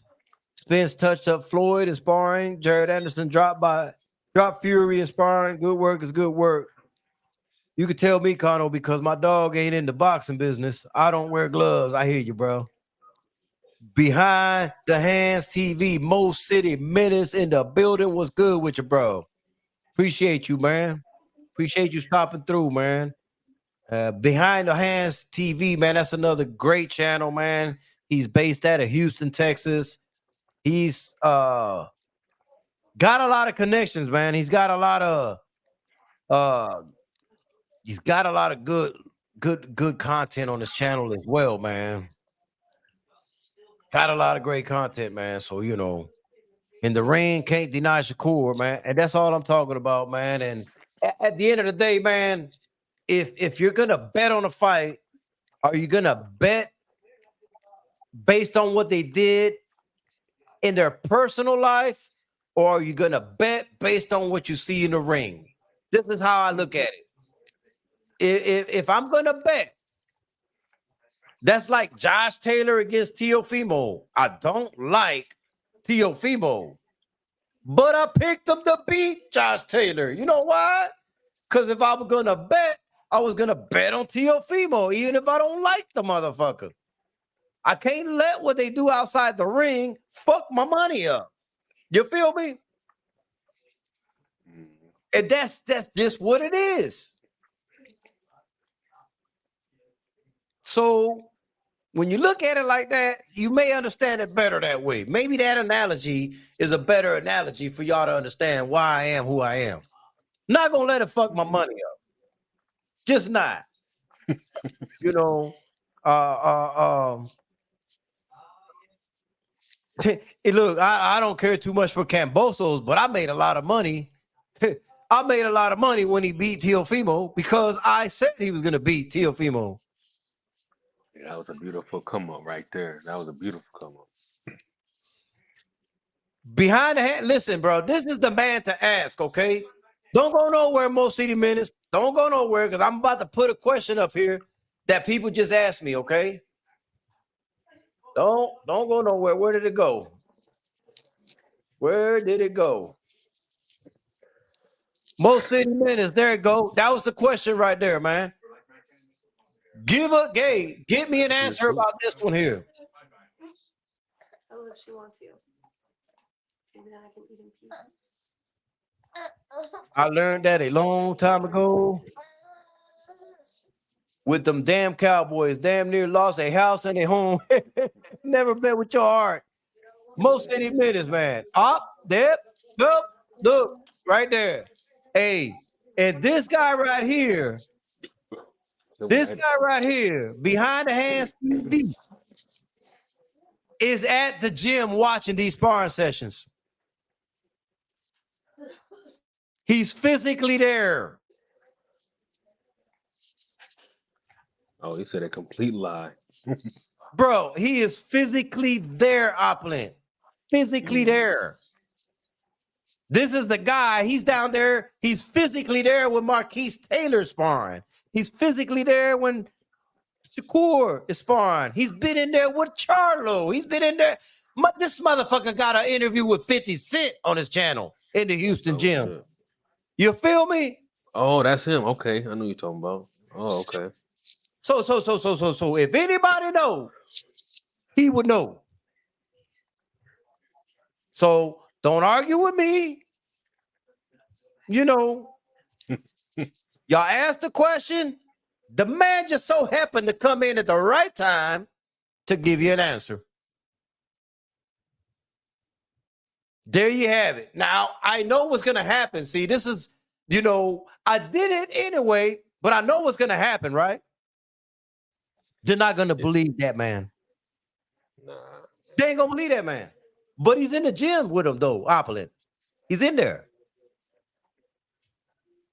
Mm. They didn't even know Pyro's name. They was like the Australian guy. Oh shit. What's going on, Just Spark? See, listen, bro. I listen, bro.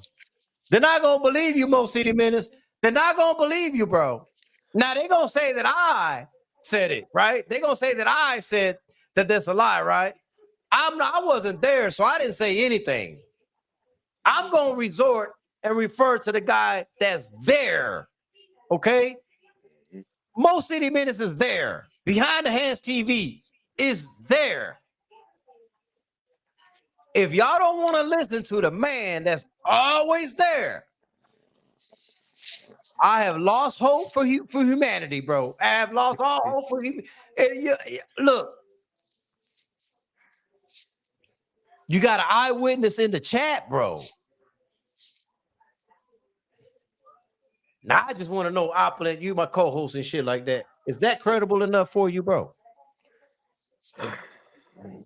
It is, but like I said from the beginning, I don't care either way. It don't bother me. Like if you did almost, then oh well. It's sparring.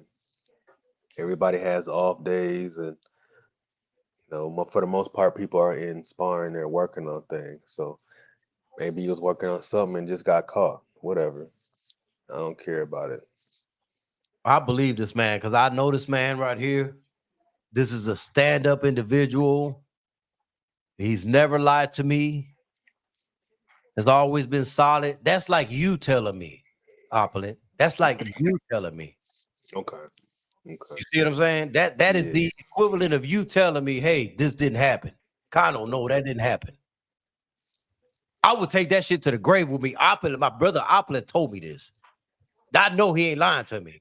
That's what Mo City Menace is to me. He Okay. tells me this. I'm taking that with me to the grave, bro. That's what it is.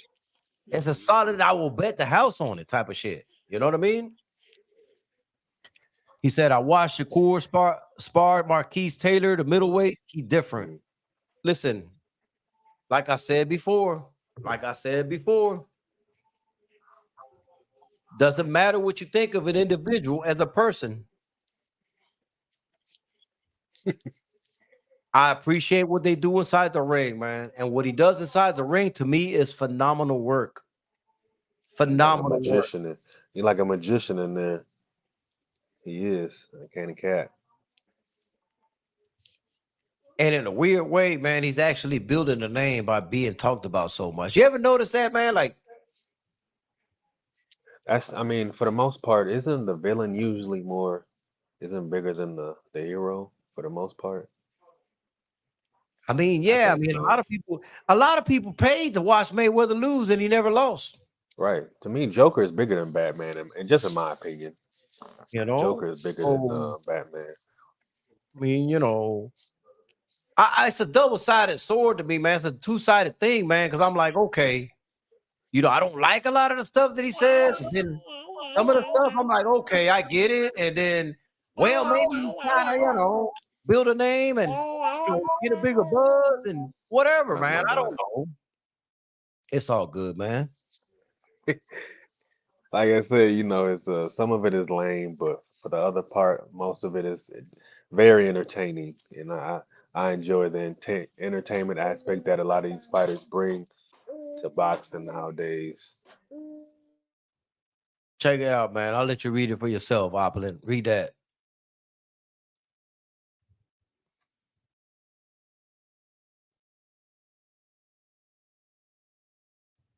All right, I got it. Yeah, I read it. There it is, man. So, hey, like I said, man, it doesn't. This is my thing, Mo City, man. Is I never fed into it, but I never cared about it because I haven't, what I see him do in the ring is what I see him do in the ring. Night in, night out, when he fights somebody, I see what I see. I just like people like that. They just got it, man. They got that it, man. They're talent, and it gives people something to talk about, man. You know what I mean? It gives people something to talk about. So, all publicity is good publicity at the end of the day when you're in the sport of boxing, Opulent. I guess.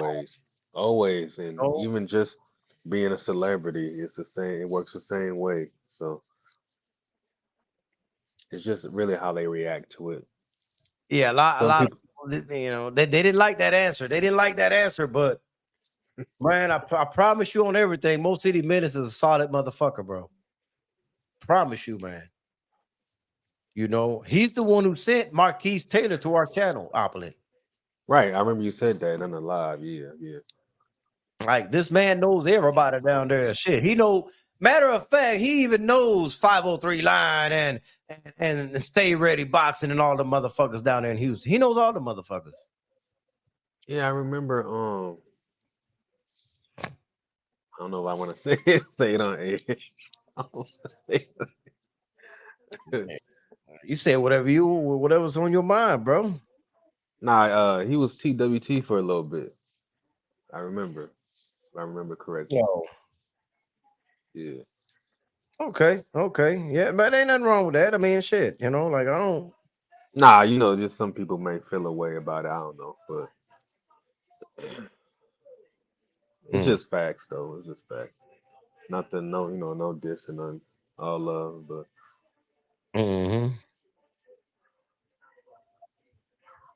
Mm-mm-mm.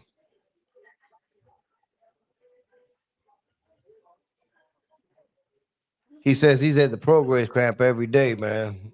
oh, I ain't gonna speak on the progress camp. I'm gonna keep that to myself. But I already got the scoop from him on the progress camp. But I'm just gonna keep that to myself because, like I said, I respect the man, and I'm not gonna break his trust like that. So I'm just gonna let y'all just watch the fight unfold. I just put it to you like that. yeah. Uh, What's up with I like the one cat, Scrappy Skywalker, and them. They had an interview with him. They had this past week. I think it was like Thursday or some shit, Wednesday. So they mm, had Scrappy on, and Regis actually hopped in and said a few words. mm. Said it was gonna be Henny's the longest 36 minutes of his life. That's what he said. So Mm. he's definitely coming for war. Hell, listen, bro. I'm not gonna speak on it because, like I said, man, you know, This is a great fight, man. I yeah. really I really like both of them. Like honestly, I really like both of them, and this is just gonna be a great fight.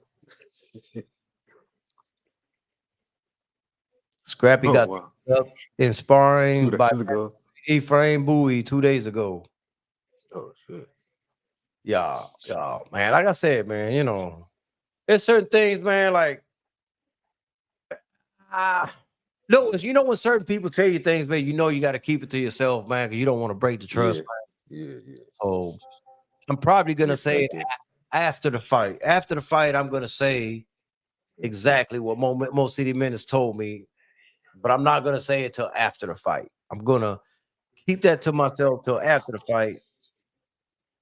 And you'll understand why once the fight is over with, opponent. You'll understand why. Yeah, I think most Okay. of y'all will understand why, but um, yeah, man. And y'all don't worry, Mo City, man. I ain't gonna say shit. I'm gonna wait till after the fight. I'm gonna wait till after the fight. I'm gonna let them place their bets, whoever they're gonna place their bets on, man. I know where I'm putting my money at. I'm keeping on saying shit, man. Yeah, I'm gonna make y'all motherfucking wonder. I'm gonna make y'all wonder. I wonder, I wonder, I wonder what Kano knows. I wonder what Kano knows.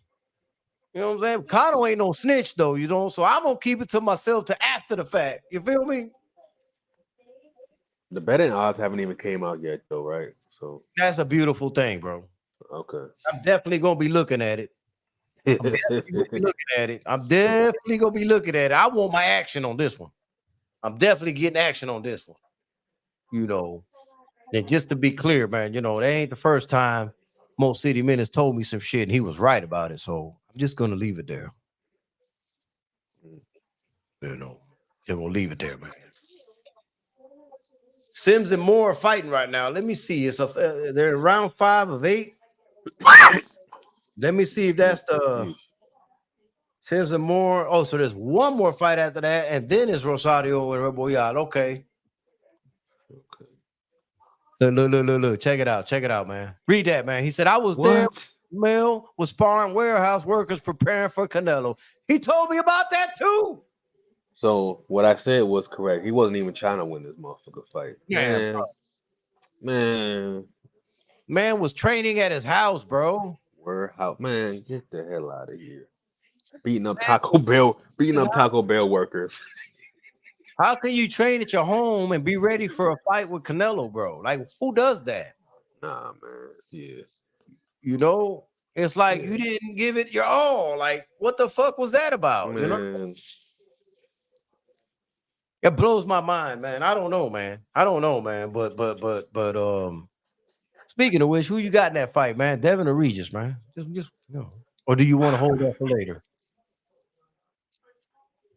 Devin or Regis. I mean, you ain't got to give me an answer today, but you know, figured I'd throw it up there. Never know. Never know. Never know what I can get out of Hmm. Island LDTV. Let me see. Okay, let me just say this. I believe Devin can box the shit out of him, right? But the big question is, what's gonna happen when Devin feels the 140 power? That's the question. I don't know. I don't know what's gonna. 'Cause like I said, he's coming up, and he's gonna be. Of course, yeah, he's gonna be. He's gonna feel good up there, but it's the power is different up there. I feel so. Mm, What's gonna happen when he gets touched? And he, you know. But other than that, I definitely believe Devin can box him. mm, And then the thing is like, okay, Devin is gonna get touched. So after he gets touched, is he gonna just start just really boxing from the outside? I mean, he can still win like that as well. So, and then if Regis gets frustrated and starts coming in just trying to be reckless, like desperate for the knockout, then that works in Devin's. I feel like that works in his favor as well. But Jose Rodriguez, they got one more fight after this before Mauro Rosario. That's why I'm trying to kill some time in between all that. Stormy says, you know, I talked about that bullshit, Connor. You did. You did. But Stormy, this man was actually there. That man was actually like there, like wow, type of shit. You know what I'm saying? Like dangerous fight, but I think Devin will pull it off. It's about how you respond to the power and the pressure. I see him getting hurt though, maybe drop. mm, I think Devin knows what he's getting into, so he's going to outbox the hell out of Regis. Okay, okay. Well, I ain't that's gonna give why. y'all my pick. I ain't gonna give y'all my pick yet. I ain't gonna do it. I may not even. No, I ain't. I can't do that. I gotta give y'all a pick, but I Yeah, won't you give. got to give that pick. Not now. You don't have to give it now. I'm cool with it. I ain't gonna give it to y'all today, man, because you know Yeah. I think I said too much. God damn it. I mean, I can already feel it. Yeah. So you ain't got to tell me nothing really, but I can already feel it. Well, you know, it's it's just some shit that makes no sense to me, man. You know, like it just. I don't understand some of these boxers, man, and their way of thinking, man, going into a fight. I don't understand the choices they make before going into a fight. Mhm. I just don't get it, man. Like you're just like, you know, everybody's so caught up into making money in boxing, right? Yeah. But you don't, it's almost like they settle. Let me use Jamel Charlo for an example. It's almost like he settled. Perfect example. Eh, I got the bag. I'm fighting Canelo. Fuck it. I don't care.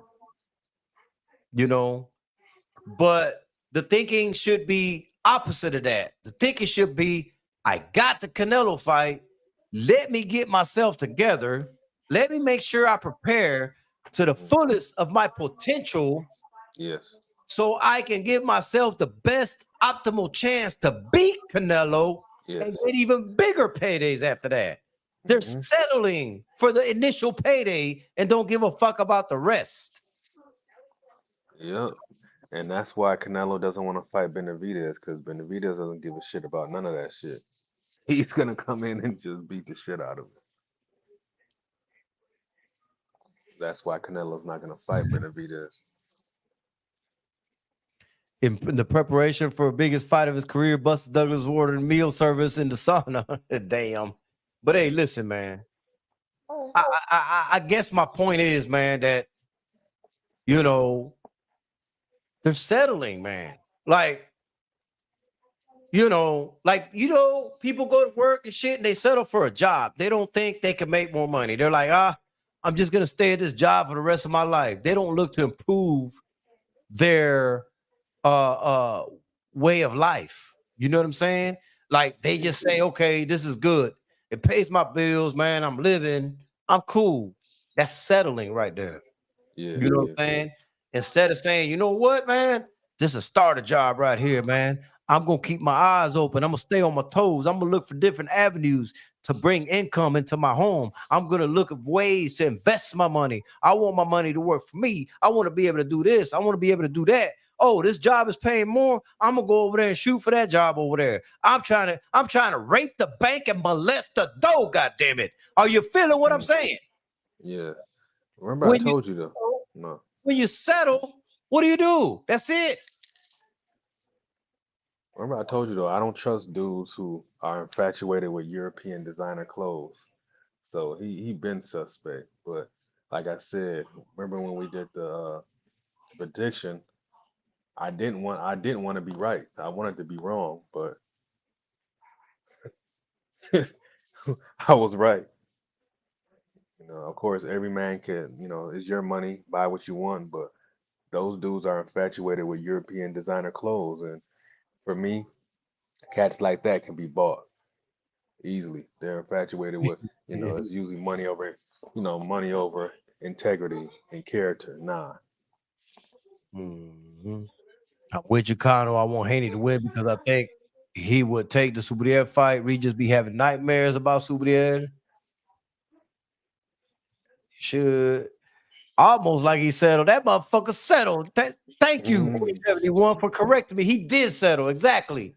You know what I'm saying? I was trying to be nice and shit, but fuck it, man. He settled. What are my top 3 divisions right now? My top 3 divisions, man. I'm gonna say 135 for starters. I still like 135 for some reason, man. You know what I'm saying?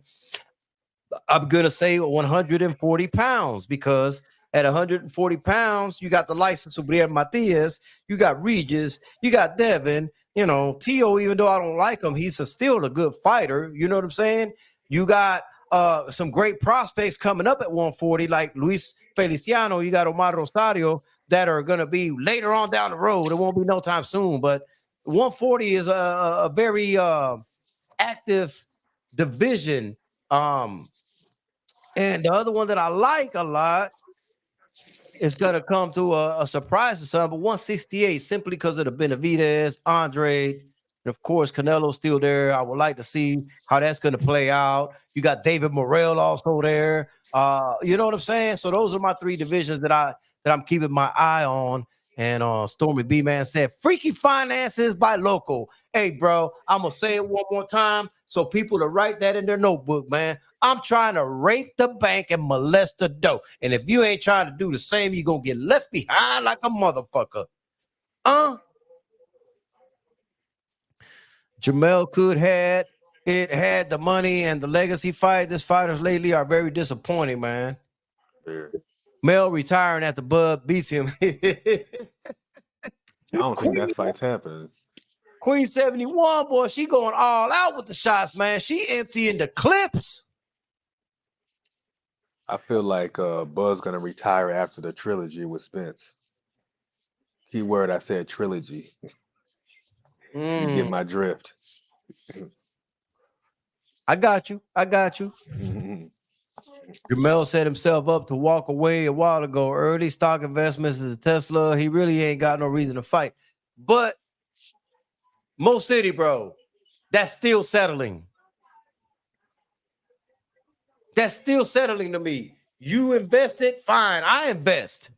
I got a lot of investments. I got a lot of stocks. I got a lot of money working for me, right? I'm not stopping right there. I'm not I want all of it. I'm greedy. I'm a greedy motherfucker. I want all of that. Give me more of that. You feel me? kind of. Give me. Hey, I don't even call it greedy. I just call it getting mine. Fuck all that. Like you No, no, getting yours. You know no. what I'm saying? I'm And greedy. I want to be overweight like a motherfucker. Fuck that shit. Shit. my integrity is too. Nah. Especially nah, man. Fuck all that.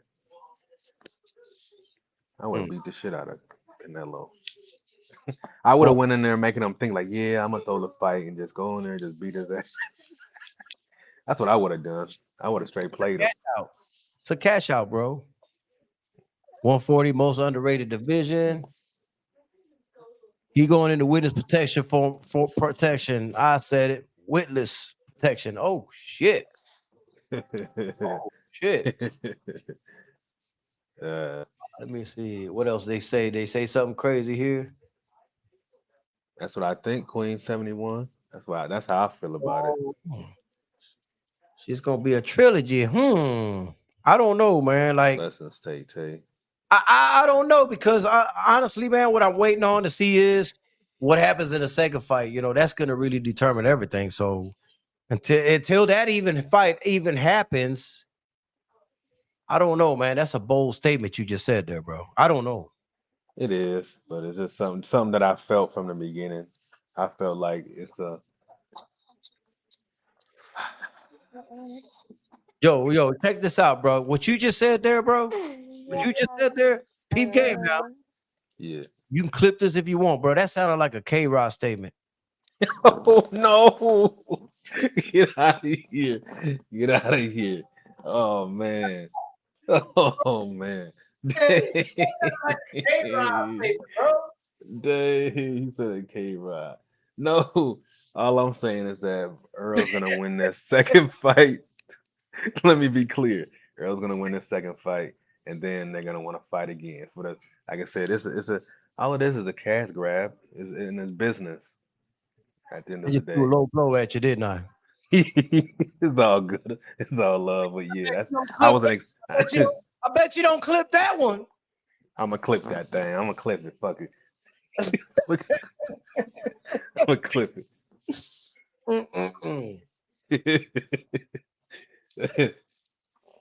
Oh man. Opulent said, I can't believe this man just said that to me, man. Cannot believe you did that, bro, man. Such this shit, man. I thought we was brothers and all. You know, I'm just fucking with you, bro. You And know. also let me also be clear. Hey, I'm not afraid to be wrong either. I'm just, going off what I feel about it. That's all. I don't care about being wrong like a lot of these ninjas. Hey, D-man. Hey, he was playing with no defense, bro. He forgot about defense, bro. He ain't know who he was on the panel with, bro. So he didn't know. You know what I'm saying? Got sideswiped with the game. I wasn't expecting that. Stormy said you don't want to know what's gonna happen in the second fight, Opulent. He don't want to know. And I could tell you what Stormy's trying to say with that, bro. I know I already know that he's thinks Bud's gonna really just straight squash him in the second fight. But I mean, hey, we gotta watch the second fight. We gotta see. I gotta see it. I gotta see it. hang on, man. Let me see.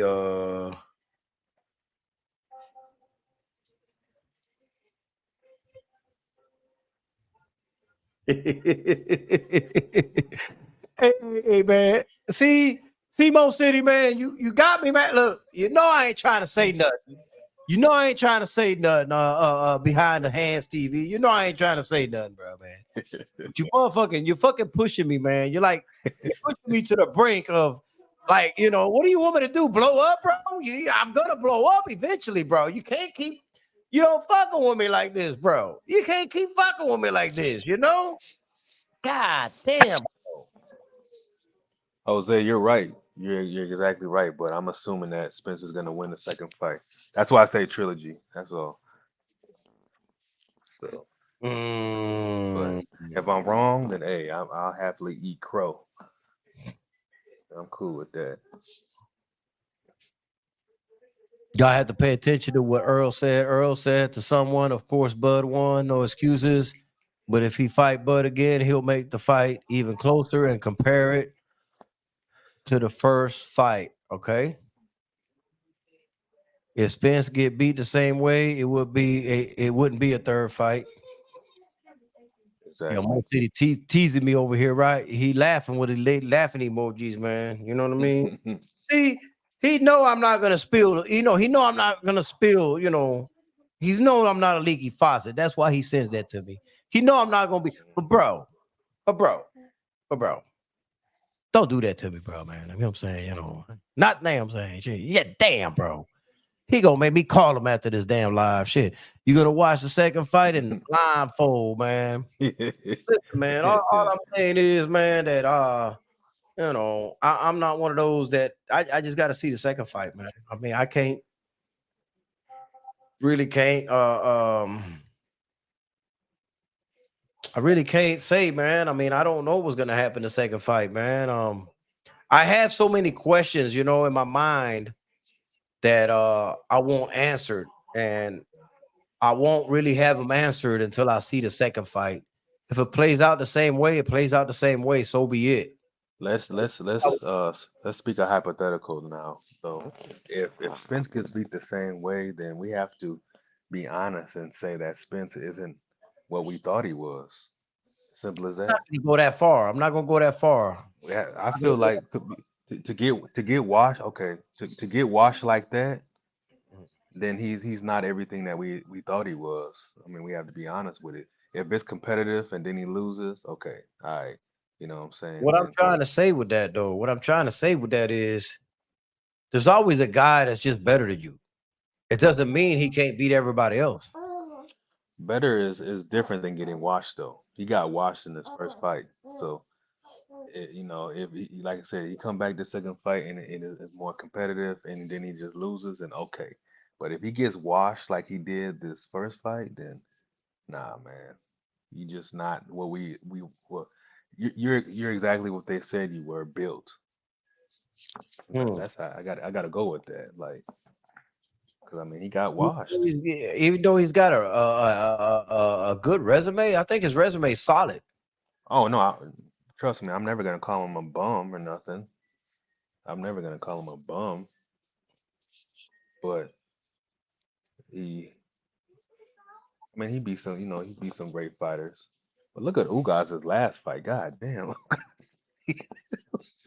Yeah, man, but Ugas was already damaged goods, man. I don't even put too much credibility into that fight, man, like a lot of people did. You know what I mean? That's just me, man. What I'm saying is, man, that you But know, this is okay. Go ahead. Go ahead. sometimes, man, there's just somebody that you just can't overcome, bro. Somebody, But sometimes it's just that, but that doesn't mean that you can't beat everybody else. yes, Bud looked Bud looked too good, and Errol looked too bad. All that's gonna tell me is Bud has always been that. That's what that's gonna tell me because he's, you know, it Uh, didn't matter who he fought. He's always gonna look like that. Is what that's gonna tell me. Don't Stormy matter B, who, he's gonna look like that. You yeah, know. Stormy B. That's true. I'm a man. I love uncomfortable truths versus a comfortable lie. So I can accept it if that's the fact. If that's the fact of it, that he's not everything we thought he was, and I'm cool with it.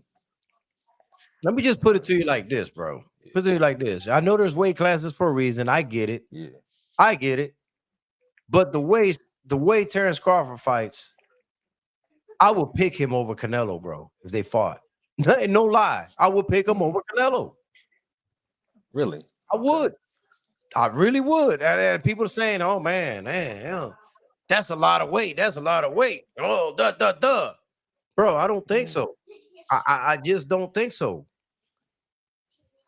I just see the way that he had, the style that he has. I don't think Canelo can overcome somebody like a Bud Crawford, bro. I don't care what weight class they do it in. He's just a better boxer than Canelo Alvarez, bro. You know what I'm saying? He's just I a would better fighter. I would sure love to see it. I sure love to see it. I mean, I'm picking Bud anyway in that fight. I'm definitely putting my money on Bud, man. No way around it, bro. Like, Hmm. you know, and people think it's crazy, but I'm like, bro, Think about it, man. When Mayweather beat Canelo, and I don't want to hear this shit that Canelo was green. He was not green. He had over 40 fights and was a champion himself. Okay? You know, Mayweather was way smaller than Canelo going into that fight. Right. Just a better boxer, bro. It's a better boxer. He's not going to go in there. Bud is not going to go in there the same way Jermell did. Do you think that Bud Crawford's going to go into that fight looking like Jermell? Because if Hell you no. you're out your mind, he going to go in there. He's scrapping.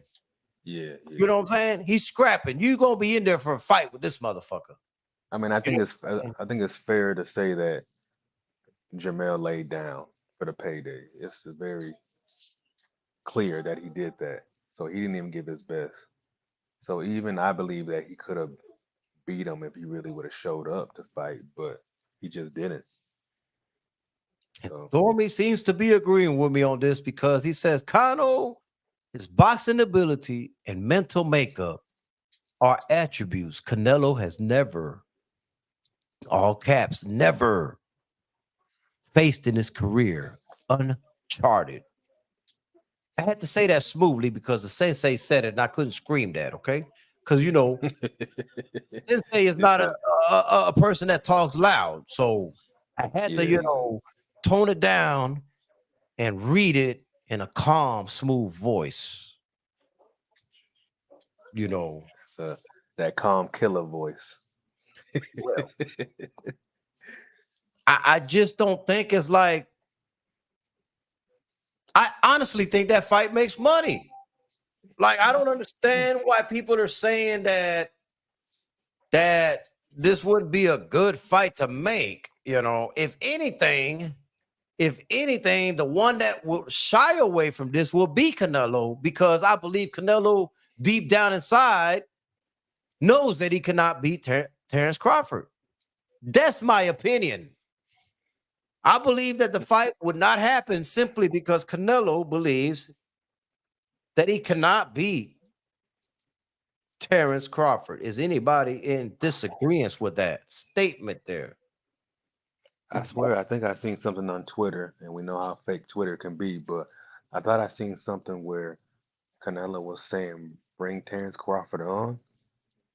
I thought I seen something like that today. The only reason I just didn't stop to read it just because I'm like, man, I don't give a fuck about Canelo, but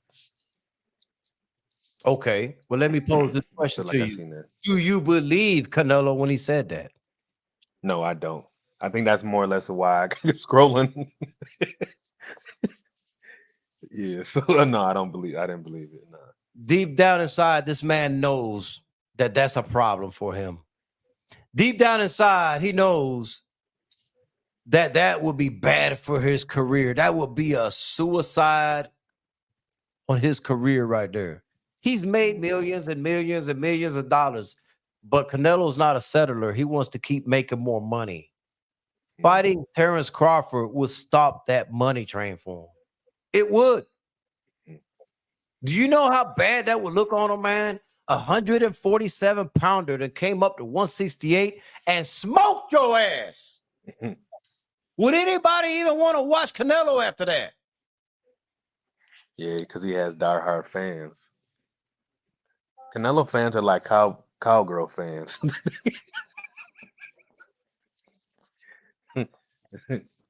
My I'm just bad, D saying. man. I'm just saying, man. And this is not a knock on Canelo. It's just looking at film. This is what I see. I'm like, bro, this weight thing is not going to matter. Not going to matter. I just truly believe that Bud Crawford will beat Canelo. And, you know, I'm not the biggest Bud Crawford fan, right? So it's not like I'm saying the shit just to say it. Just like I'm just saying it because I believe it. I'm saying it because I believe it.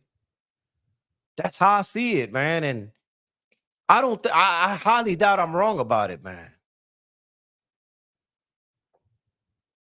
I highly doubt I'm wrong about it. Lance Meyer, 140, 140 what? 140 what? There seems to be a better opportunity, in my opinion. 140. Okay, I'm lost. Did I miss something? I ain't trying to be funny, Lance. I just think I missed something. I'm not understanding you, man.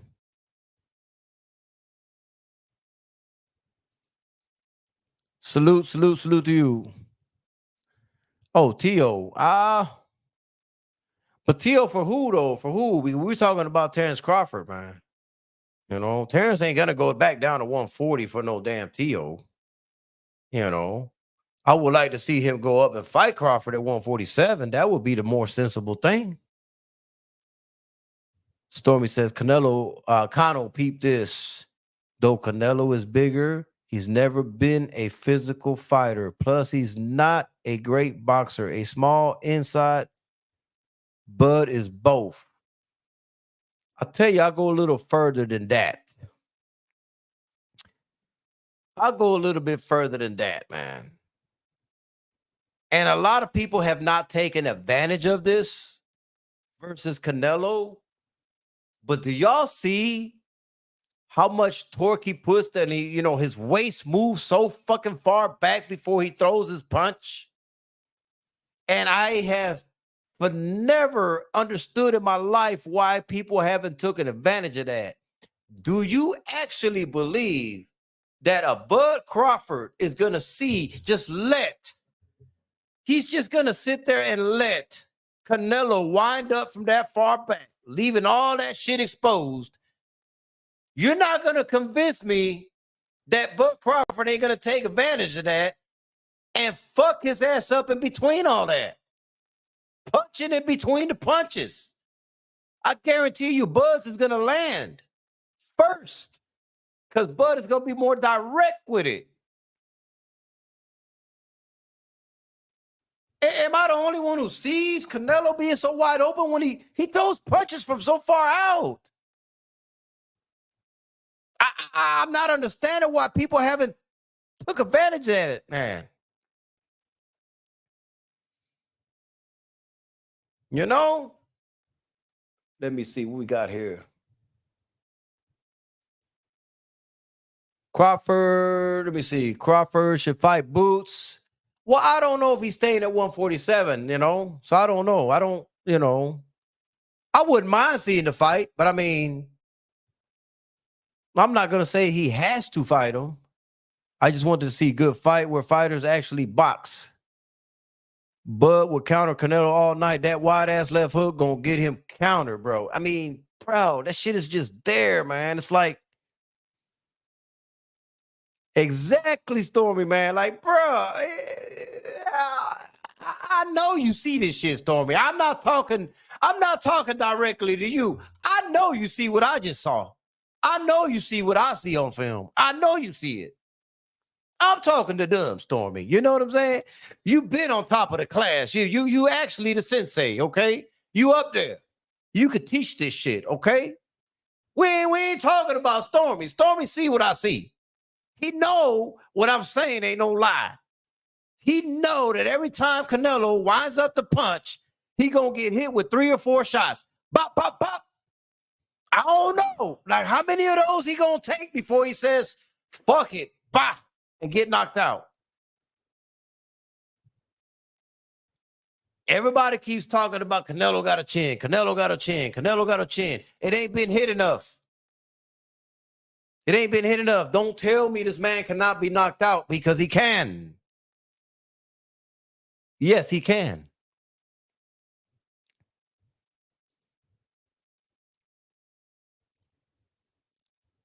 I don't know if that fight would make a lot of money. That's the thing, like look, I'm a big Boots Ennis fan, but I don't know if that fight makes sense. I don't know if it makes financial gains to the point where they could justify. These promoters have to put up the money for these fights. These networks have to put up money for the fights, and I don't know if they're willing to put that money up for them to fight. Hell no, they're not.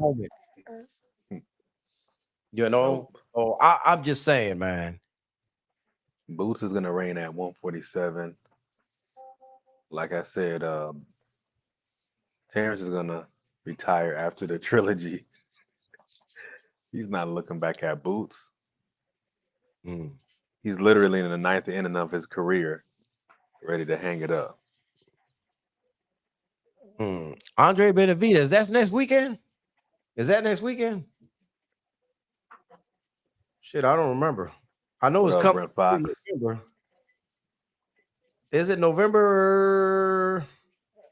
I don't think it's this weekend, is it? Yeah, I don't know. I don't know. It's I know sometimes I don't know, man. I just take it 1 week at a time. I know they fight in November and stuff, but the 25th, there we go. The 25th, man. Now I think Boots is the truth, man. I ain't gonna lie to y'all, man. Like that's my dude right there. That's my guy, man. Uh and I for nothing in the world understand how people try to put that jacket on me. Like if they have never seen my list, that they you know they try to put a jacket on me, man. Like, do not group me in with everybody else, okay?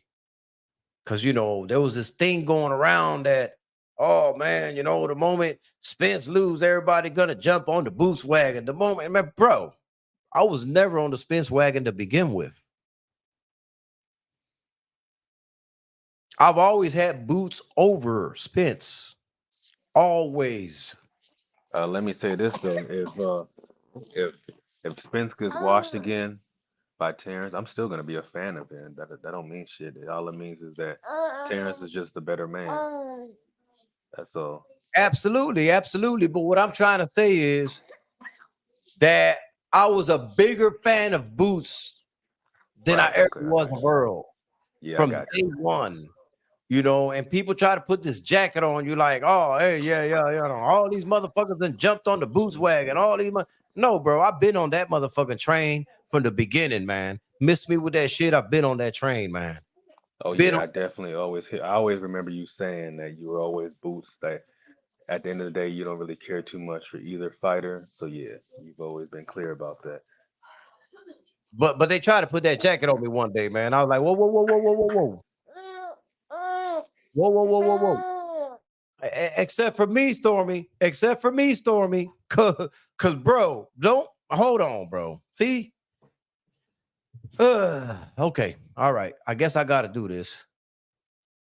I guess I gotta do this because I gotta actually just what I gotta do. I gotta put the receipts on up here. Let me see if I can let me see. Is that my shit right there? Let me see. I'm gonna do something, man. If this thing lets me log in. Got it. Got it. Not now. Let me see. Let me see. Present. Share screen.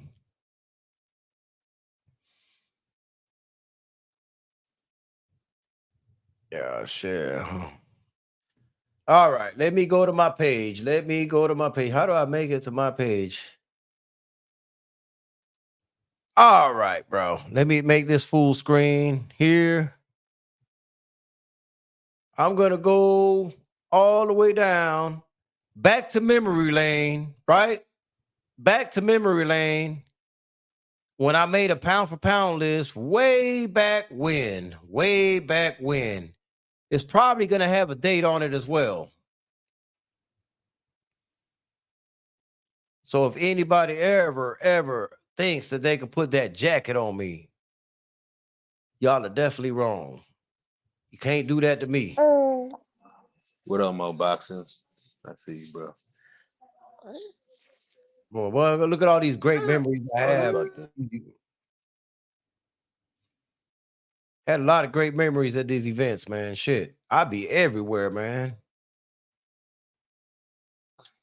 That's what it's about, making great memories. Shit. I've been Hell yeah. everywhere, bro. We got a little time, man. We got a little time, man. Where is it? Right here. Right here. I don't know what date this was. So this was back in 2022, just so y'all know. back in 2022, who's my number one fighter on this list?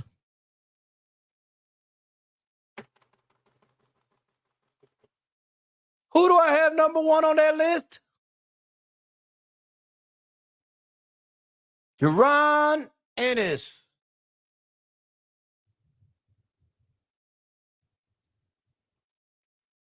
So again, I'm not new to this. Now, my Rosario is going to be the next fight. That's what I'm waiting on right now. I'm just killing time till we get to those fights right there, man.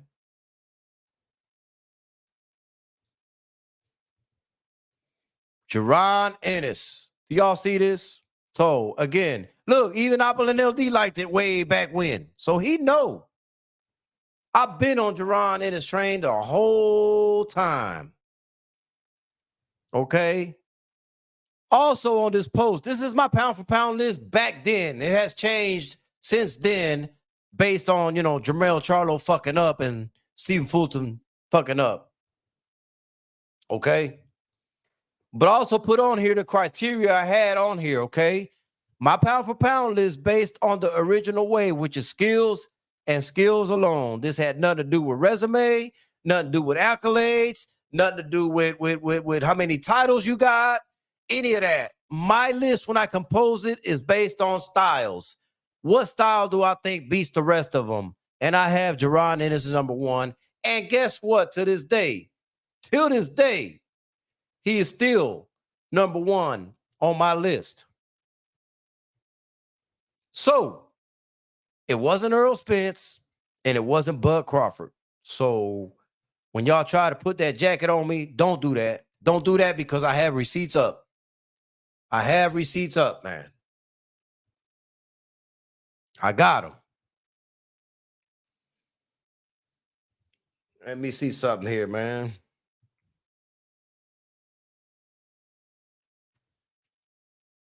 Let me see. Am I logged in still here? Oh, it's going to make me log in again, huh? All right, never mind. He's like, nah, I'm good. Let me just leave it alone. Again. Okay, Opulent. So now that I showed that, can anybody ever put the jacket on me that I jumped ship after the Crawford fight? Can anybody really honestly put that jacket on? Nah, I'm shocked to hear that somebody tried to put that jacket on you. They must not listen to you. Must have been somebody that doesn't listen to you at all. And yes, you are correct. Delgado just slept Hernandez. So this fight is over. He's still laying on his back, looking at the sky. He think he just woke up from a nap. He said, "Damn, bro, I don't want to get up from here, man. This bed feel good, man. Damn, bro. This motherfucker knocked the fuck out, bro. Look, they're gonna cut his gloves off while he's sitting, laying down on the bed." Golly. Mm-mm-mm.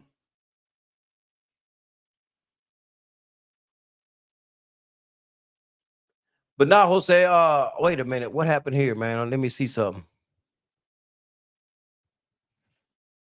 Who did I go?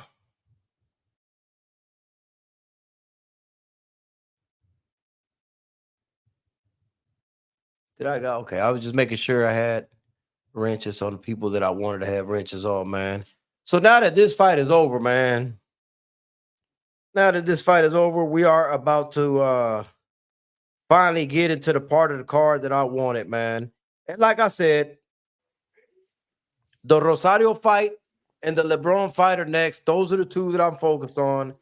After that, I won't be on here no more. I will be letting it go to somebody else that want to do whatever they do. You know what I'm saying? And I'm going to relax and chill, man.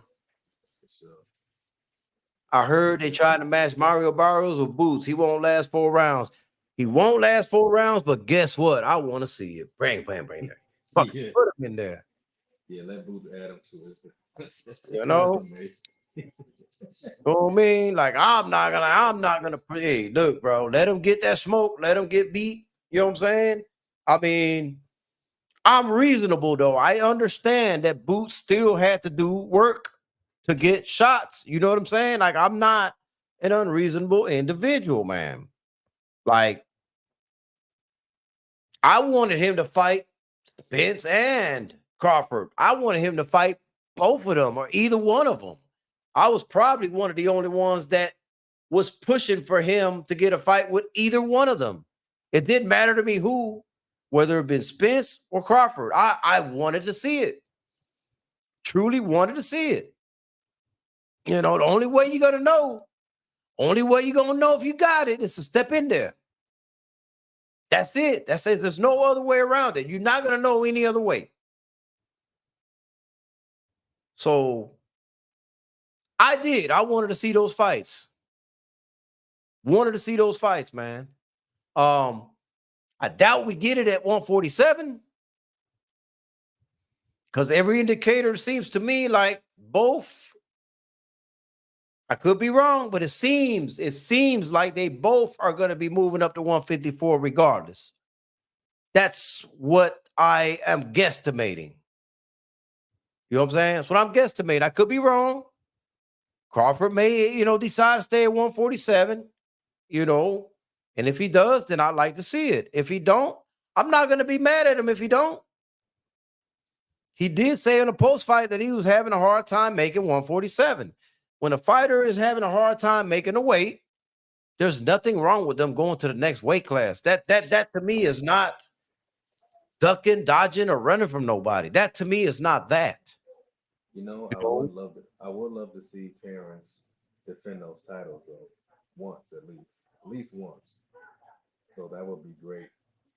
If he could make the weight, because see, this is the thing, Opulent. What happened to Shakur Stevenson when he tried to stay for one fight too many, man, at 130? He missed weight. I don't want that to happen to Crawford. If he's having a hard time making the weight, let him move up. Let him move up. I lost him, man, but it's all right. We good. I'm just not one of those people that would automatically say somebody is ducking, dodging based on, hey, man, listen, bro, your body tells you can't stay at a weight no more. You just can't stay at a weight no more. And at that point, you can't fault the fighter for that, man. You just can't, man. At least I'm not going to fault him for it, man. I mean, I agree with Opulent. I would like to see him defend it one time if he can make the weight. If, be great. Be great for, see, this is the thing right here, Opulent, man. If he can't make the weight, fine. Move to 154. Cool. But if he can make the weight, yes, I would like to see it. And the reason I would like to see it is because I don't want these belts to go spread out. And then it's going to take forever to get undisputed at 147 again. Because that Boots will pick up one of those belts. I know that for a fact. But how many people are going to line up to fight him for the other belts? 0. And that's my point right there. So, That's why, in all actuality, I would like a passing of the torch type fight of Terrence and Boots. Because these cats are gonna literally play him like how they do theirs. I believe. The fight I'm waiting on is going to be coming on next, man. They are on commercials right now, but Omar Rosario will be fighting next. He's going to be facing a guy named Rebollar. All indicators is that this was going to be a tough fight, but that's what you want. You want challenges like this. Kano, you think Benavidez matches up against Beterbiev and Bivol at 175?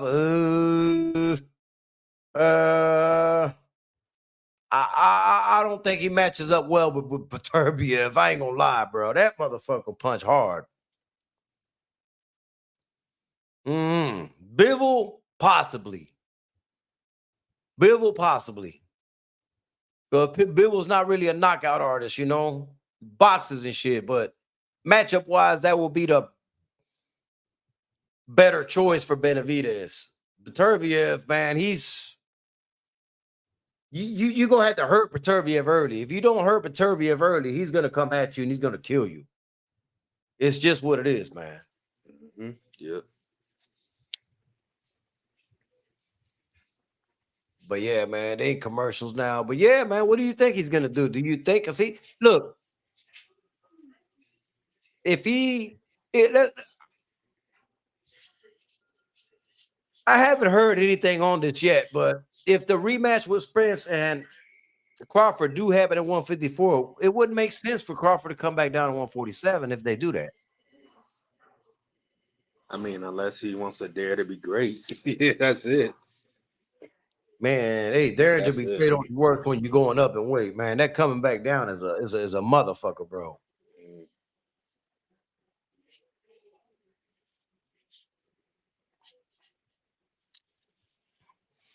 Oh, I see that, man. And I'm gonna tell you what, man.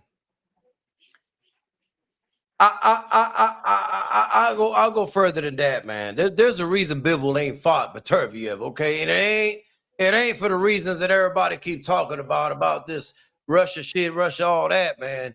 Look, bro. Bivol knows he cannot fuck with Beterbiev. I'm gonna tell you this right now, bro. And Beterbiev gave him the work already, long time ago. Like, this ain't something that Bivol don't know. He knows that that's a problem for him. He knows he can't fuck with him. Boots is a big guy. He can do 154 right now, right? Yeah, he could. He could if he wanted to. He could if he wanted to, man.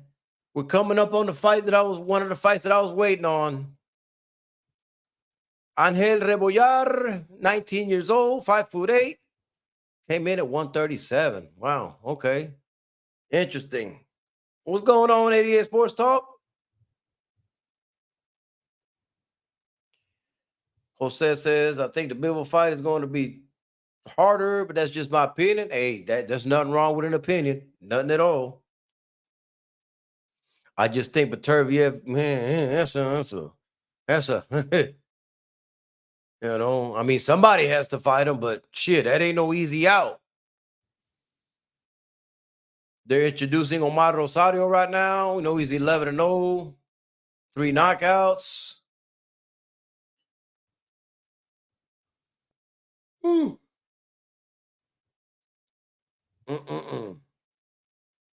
Let's see how he fares in this fight, man. I'm really excited about this fight, man. Hopefully, it lives up to the hype.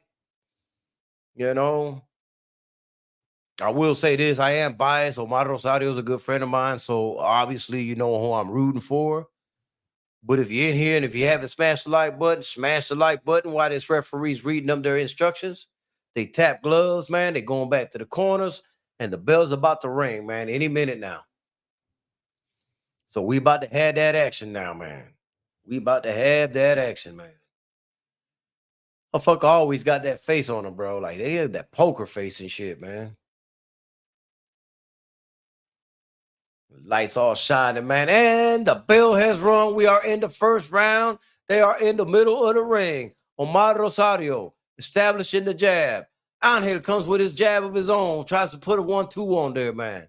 Omar walking forward, man. Patiently. Y'all throws a 1-2 right now. Omar still coming up forward, man. Rebollar was trying to throw a hooker. They're coming forward again. Omar Rosario pushing up.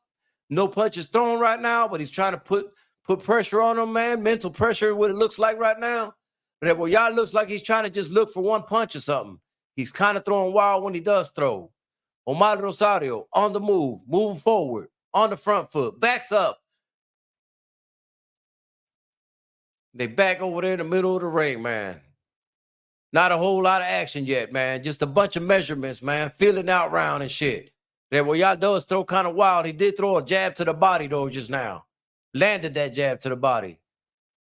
Rosario responds with a jab to the body of his own, man. Rebollar throws a right hand. Omar moving forward, throwing a jab. Oh, good little hook, man, by Omar Rosario, man. He caught him in between punches and shit, man. Pushing forward again. He's if he cut the ring off, he might get him on the ropes, man. Rebollar throws a 1-2 back at him. Omar pushing forward. The new era. Omar Rosario pushing forward. Got him in the corner, man. Body shot with a hook to the body, man. Rebollar responds with a body shot of his own. Omar moving forward, man. Rebollar throws a right to the top, misses. Omar moving forward still. A lot of wild punches right now in round 1 right now, man. Let's go, Omar, man. Let's do this shit, bro. Got to get this dub and shit, man. Keep moving forward, man. They're tied up right now, man. Referee might have to break them apart, and he does. Break. Reset. Omar is trying to fight on his front foot. Rebollar is trying to counter right now. Omar's still fighting off that front foot, man. Good little exchange by both. Good first round so far, man. Good first round right now, man.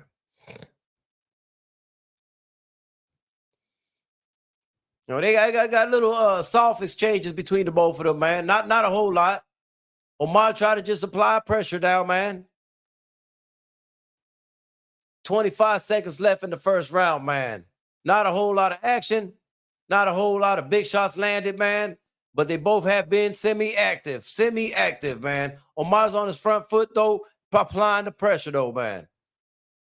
Throws a right hand that lands and shit, man. Rebollar responds back with a 1-2 and sticks his tongue out. That sticking the tongue out means you felt it, bro. Means you felt something, man. So here we go. That's the end of the first round, man. Good first round, man. Good first round, man. But I almost feel like I should stand up for this one, man. I almost feel like I need to be standing up, opulent shit. Stand up.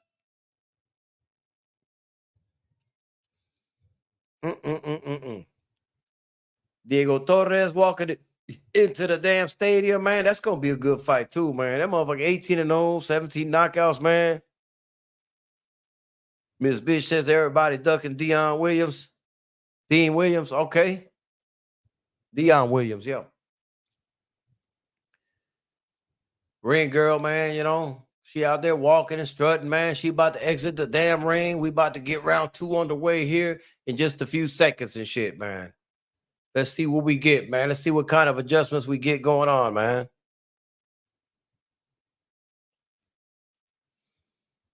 And here we go. We have at the start of round 2. They are in the center of the ring.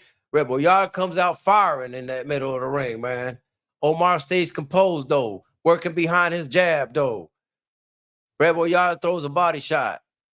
Omar still moving forward. Lands his body shot. They're landing. They're exchanging right now. Hard to tell who's connecting what, but they're both exchanging. They're tied up a little bit right now. Referee may be forced to break them up, and he does. They back in the center of the ring. We get action again. Back in the center of the ring, man. Don't lunge. No lunge. Good jab by Omar. Hey, man, I don't know. That first round was hard to judge, by the way. But here we go, man. Back to the center of the ring, man. Let's go, man. Let's see. What we getting. One's moving forward, and the other one's trying to counter, man. So Rebollar looks like he wants to counter. Oh, good right hand by Omar Rosario. Man, I'm going to have to stand up. Shit, this shit right here. See if I can catch that microphone like that, man. Good combination, man, by Rebollar, man. Omar still staying composed, working behind his jab, landed a good little left hook there. Lands a good jab again, man. Pushes Rebollar back, man. Rebollar is going backwards now. Omar Rosario pushing forward, man. Being patient with it. Not throwing any crazy shots right now. Seizing the moment, though. Referee breaks him up, man. I don't know what that warning was about, but let's go. Yeah, shit. Good hook to the body, man, by Omar, man. Combination on top by Rebel Yard, man. Rebel Yard came to fight, bro. Rebel Yard came to fight, man. Omar has to be on his P's and Q's and work behind that jab. Oh, good left hook by Omar. Nice jab by Omar. Keep pumping that jab out there. Another jab, 1-2. Rebel Yard lands a body shot, lands another body shot. Referee breaks him up as they tie up.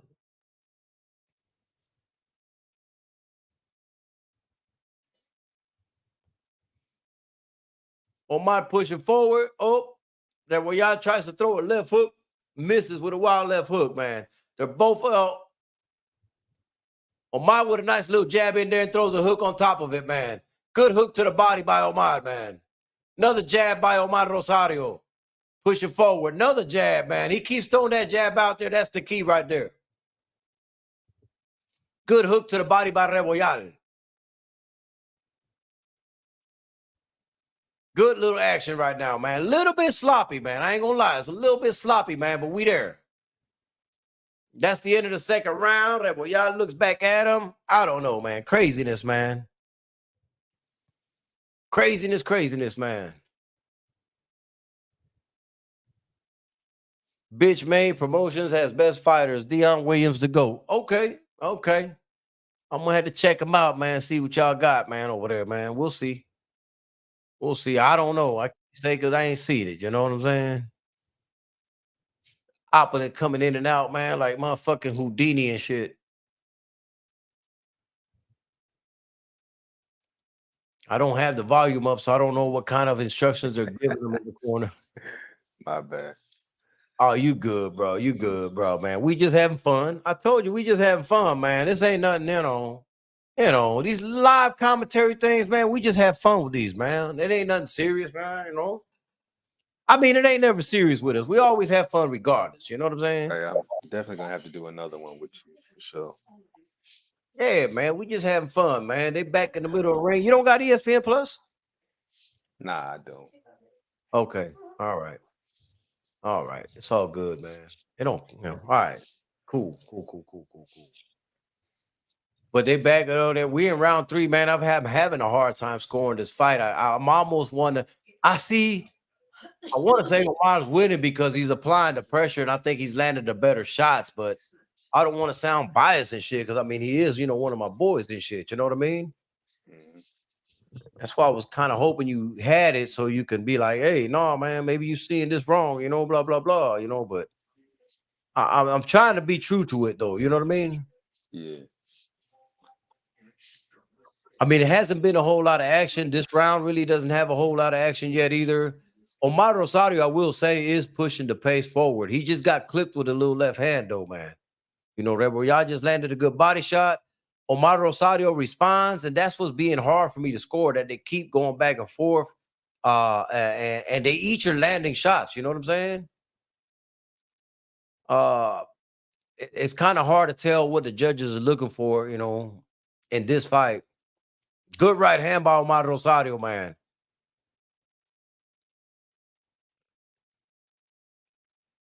The referee breaking him up. There's been a lot of clinching going on in this fight, though, too, man. Omar pushing forward. Rebollar lands a body shot, throws a combination. Good little kidney shot, man. Left hook, man, by Omar Rosario as well. Man, they're both landing some good shit, man. They're both landing some good shit, man, in this fight. Good fight, man. This is what you want. This is what I'm talking about. Opulent. These are the kind of fights that help a fighter. You know what I mean? Yeah. When you're in there with somebody that's fighting back, man, that is giving you some work, man, and I like the way this fight is going. I mean, it might not be the most polished fight, but I like it. But it's experience, right? So Yeah, it's a that's what good matters. experience and shit like that. Just don't get me in trouble with my sister-in-law, man. Like, hey, this Kano keep taking him away from me. Don't get me in trouble with my sister-in-law. I'm already about to get cut. So Oh, damn, bro.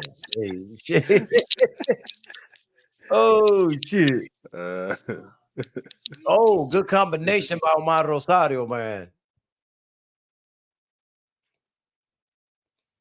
Omar keeps pressing the action. I like it. Oh, he missed that right hand, man. He tried to throw that right hand, man, but it just barely missed and shit, man.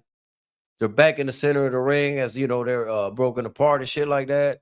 I don't know if I can take the next fight, man. I don't know, man. I think after this fight, I'm gonna have to enjoy it after that without the commentary, bro. What do you say? Once this Omar Rosario fight is over with, man, I'm gonna sit back and enjoy the rest, man. Cause you know I still gotta do my damn post fight shit tomorrow. Okay, man, I'm with it. I don't want to, yeah, I don't want to give too much away. You know what I'm saying? I want to kind of save some of that for the morning show, man, and give my thoughts on the rest of these fights. And um, so we'll finish this Omar Rosario fight, man, and from there, I think we have had a good fun. I think there's a lot of good little clips on this live, though. Believe it or not, Yeah, I think we had a lot of good shit, and a lot of good conversations during this live and shit, man. yeah. That's Um, why I said we need to do it. Definitely do it again because it was a great oh yeah, time. yeah, yeah, yeah, yeah, yeah. Yeah. Okay, what round are we on? I think this is gonna be what the third, fourth, third. Oh, let me see. Okay, this is the fourth round already. Damn. 4 out of 8. So this is an 8 rounder and shit. So we almost halfway there, man. Oh, good right hand by Omar Rosario, followed with a jab, man. Another jab. He's working behind that jab again. Keep pumping that jab out there, baby. Mm. I like that he's still applying the pressure, man. I don't, like the fact that he's allowing Rebel to get some of that shit off, though, that he shouldn't be getting off. But it's part of growing. It's part of growing, man. It's part of learning, man. He is pressing the action, though. And Rebel is actually came to fight, man, which is a good thing, man. You want to see fighters coming to fight, man. Good little 1-2, man, by Omar Rosario, man. The referee breaks them up as they clinched. They're back in the middle of the ring. Omar still stepping forward, man. Followed with a jab. Throw another jab. Reboyal throws a jab of his own. Jab to the body by Reboyal. Omar pushing forward. They exchange blows right now. They're clinched up again. The referee breaks them apart again. My goodness, bro. Good body shot by Reboyal, man.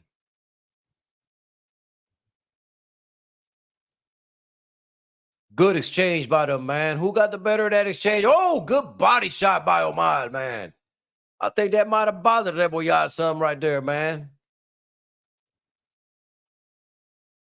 Oh, another body shot. They're exchanging blows right now. Omar Rosario getting the better of the exchanges right now.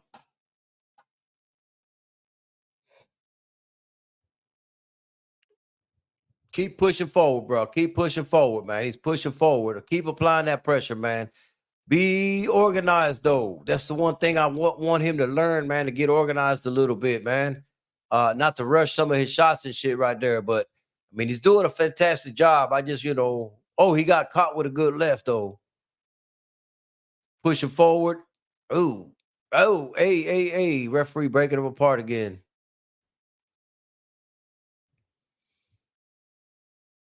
Middle of the ring. There's got to be some kind of something that's going to separate somebody in this fight, though, man. I'm waiting on that point in the fight where that happens. So far, it's been a good back and forth. O'Malley is the one applying pressure. I don't know if the judges are liking that or not. We shall see. I'm liking it. I'm favoring him right now just due to that I think he's done. Oh, good right hand by O'Malley. Keeps pushing forward, man. Well, y'all can fight, though, man. The motherfucker scrappy now. And that's the end of that round, Opulent. Mm-mm-mm. Oh, shit. Follow back, man. Yep. Anybody that follows me on there, I'm following back. Just know that. Anybody that follow me on Twitter, I am following back. Definitely gonna give them a follow back. Mm-hmm. Appreciate the ones that did go over there and follow me, man. I'm just trying to keep, I'm trying to grow. Trying to grow on all platforms if I can, man. That's all I'm trying to do, man. Man, I wish I knew what they were telling them in that corner, man. Mm-mm-mm. Yeah, don't be getting cut over there, Opulent. Don't get cut. Yeah, I'm dodging the butterfly knife, so I'm good. Man, bro. Slipping the butterfly knife. It's all Uh, good, bro, man. yeah, It's all good, man. It's for a good cause, though, man. I'm trying to, right. I'm trying to, man, Definitely. I'm trying to It's get my also a brother. good cause. You know what I mean? Yeah, Try to get it's a my brother. method to the madness. Method to the madness. Yeah, man. I mean, shit, anything I could do, I'm here for you, bro. For sure. You know, So man. Likewise, man. For real. I try my hardest. I am damn sure ain't perfect, but I try my hardest, man. You know what I'm saying? I mean, well, they're always. Elbow City. Rojai said Elbow City. He said Rosario so dirty. He called Rosario dirty, man. I don't know, man. Oh, that was an elbow. Yeah, I got you. I got you. I got you, Rojai. That was, man. Hey, man, listen, that's my boy, man. I ain't see that elbow, bro. You know what I'm saying? I'm gonna act like I ain't see the elbow, Rojai. You know what I'm saying? But he is coming forward, though. I mean, like he's the one pressing action, though, Rojai.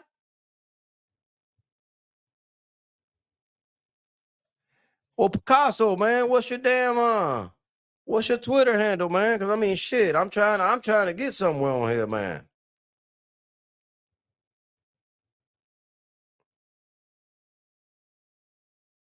Mine is kind of local sports, man. Follow me and I'll follow you back, bro. Because I don't know if I can find you. I don't give a damn about no role model, man.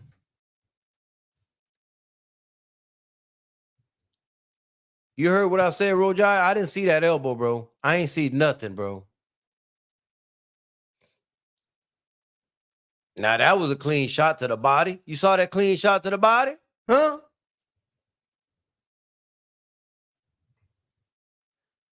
That's a clean shot to the body by Rosario, man. That was another clean shot right there, Rojai. What's up? What's up? What's up, man? You trying to say my boy can't fight? What you trying to say? Yeah. Look at that combination. He did get caught with a right man at the counter, though. He did get caught with a right at the counter. You know what I'm saying? But who landed the cleaner shots besides the elbow, Rojai? Besides the elbow, man. He like forget about the elbow. All I see Rebel y'all doing is trying to showboat, man. For real, man. No cap, bro. Like, what the fuck, man?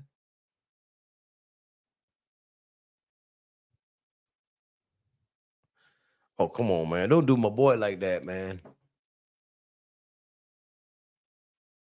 He threw one goddamn elbow and all of a sudden he like the world coming to an end and shit. The fuck? Wow. Yeah. Yeah. Sometimes I gotta not look at shit. You know what I'm saying? Like, oof. Oof. I'm looking forward to that one too, man. But I ain't gonna lie to you, Rojai. I'm gonna end the live for that fight because I want to watch that one in peace, and also because I want to be able to uh give an honest assessment tomorrow when I do my post-fight live and shit, man. So, this Omar Rosario fight will be the last one covered on this live. And then, of course, because I want to do my post-fight live tomorrow, and I want to be sure that I'm putting full attention on the fight to be able to do that, man. And there's a method to that madness as well, man. Rosario pushing forward, good jab. Attempts to throw 1-2. Revoyal is throwing back as well, landing shots of his own. Oh, boy, now they get clinched up again.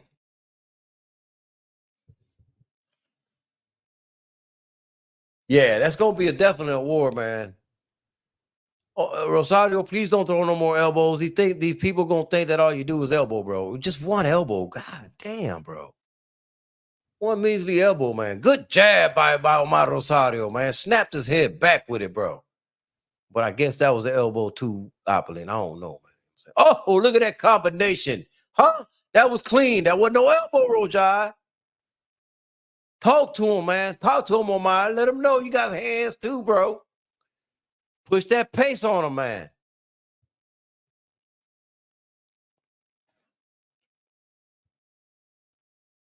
Okay, now they're tied up again, man.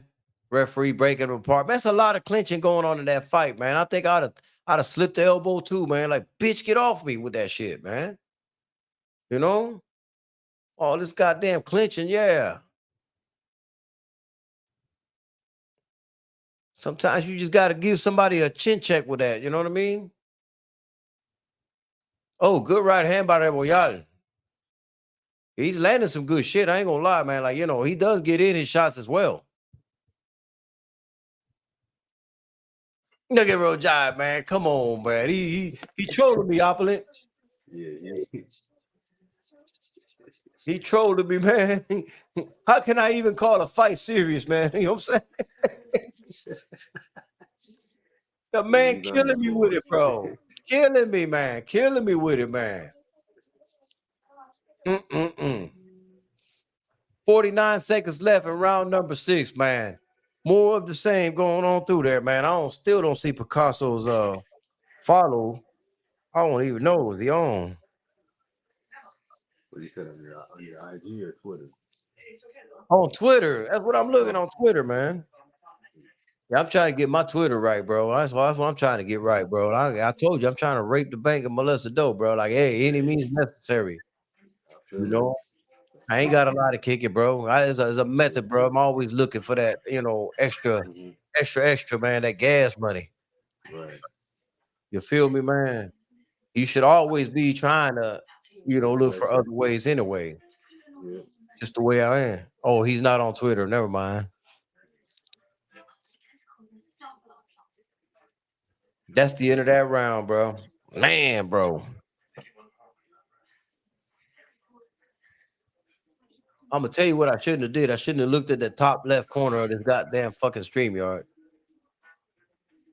Oh, now you ready to get off now.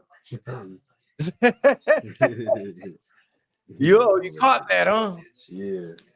Well, there's 2 more rounds to go. We're fine. 2 more rounds to go. We got 2 more rounds to go, man. I don't know who all was watching this fight. I don't know how to score this fight, to be honest with you, man. Like, I feel like I shouldn't even score this fight. I feel I should just let it go to the judges, let them announce the winner, and be done with that, man. Because this actually has been a hard fight to score, to be honest with you, man. Like, what do you like more? You know what I'm saying? One's doing one thing, the other one's doing another thing. They both, coming with a different game plan. So I don't have. Let me see. I can't see what he said there. I don't have that stuff because I'm too busy trying to take care of me. All right, I feel you, Picasso. I feel you. I fully understand, man, because social media can get exhausting. So I get it. We are in round number 7, man. And it seems like more of the same. I thought there would be a separation somewhere in here where somebody would implement, instill their will a little more, but I haven't seen it yet. Reboyal is still going backwards. Omar is still pushing forward. They're both landing shots. I just think, from my view, Omar Rosario has been landing the better shots at the better times. Oh, okay, Rojai. And Don King card, I actually shared that shit on my Facebook, man.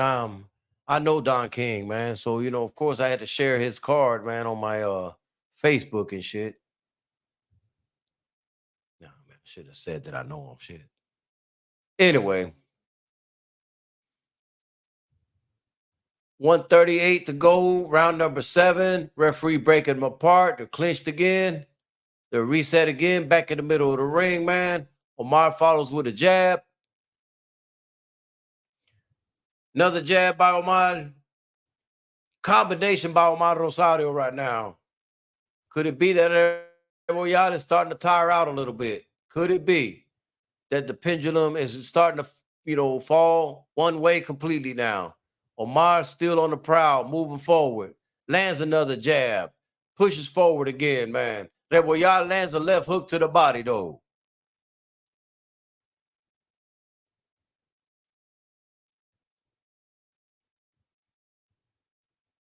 Oh, good little left hook, man, by Royale. He's still sneaky with that shit, man.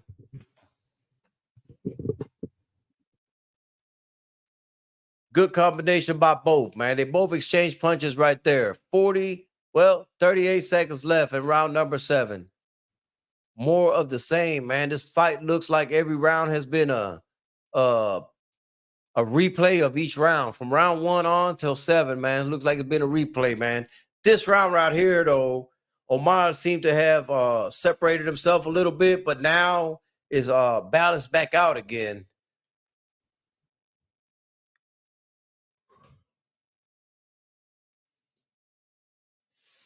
Anthony Jones, I'm not sure what he is. I don't know what Reboyada is. I really don't. That's the end of round 7, man. You know what? I can look that up, though. Let me do something constructive and look that shit up.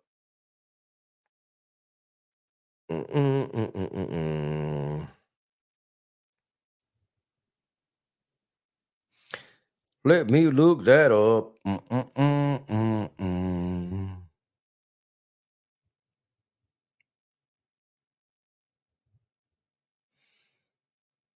Wait a minute. Go back. Go back. Ángel Reboyal. Well, it says he's from California, so I'm gonna assume he's not Puerto Rican. Yeah, he got on Mexican.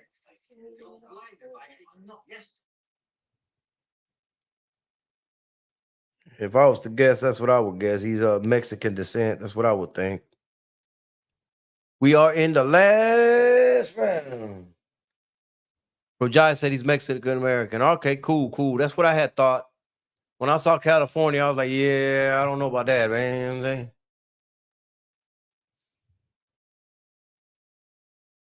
I wonder why Red Boyada seemed to have fought, man, from his back foot the whole fight. I just don't know that was that, like I'm pulling for Omar Rosario, but I mean, stylistically, like if I'm going to be, in working his corner, I don't think moving backwards, fighting off his back foot was the right plan. Omar Rosario pushing the pace, moving forward to me is more it's more eye-catching to the referees. I mean, to the judges. And here they go. They're letting their hands go right now, man. Good body shot by Omar, man. Y'all still fighting off his back foot, man. I tell you what, man. Y'all is definitely not fighting like a Mexican, man, because Mexicans don't fight going backwards. Not many that I've seen. So that was kind of odd to see that. Not that they all fight going forward, but, it's rare to see them do that.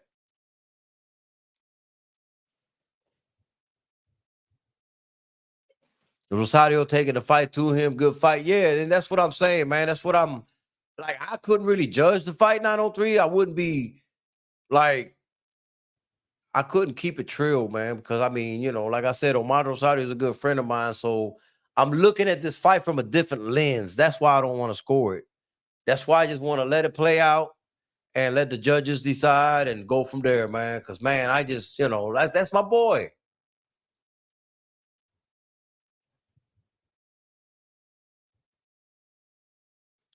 I don't know, Rojai. It's a good question, but I don't know. 54 seconds left in round number 8. And man, the referee been busy, man, breaking them apart, hadn't they?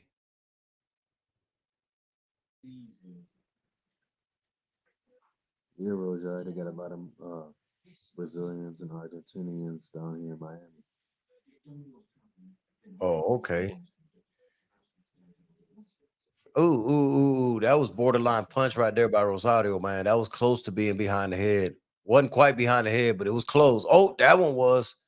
Relax, man. Relax, Brian. Relax, my man.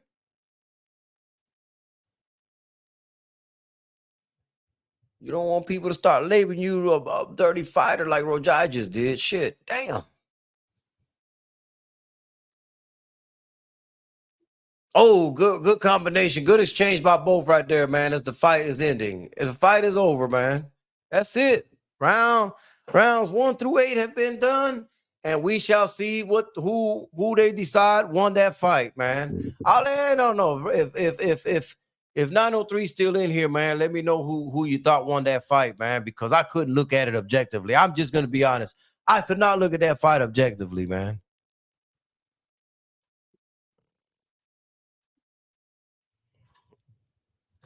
Yeah. So you already know, man. Once they read the decision on this opponent, I will end the live, and you can For sure. you can stop dodging the butterfly knives. You know. Yeah. Yeah, Rojai. Of course, most of the Brazilians down here, they're into jujitsu. They don't really box. Mhm. 903 said Rosario more effective aggression. El Bandolero said Rosario was trying too hard and getting frustrated. Yeah, that's what I was kind of seeing, man.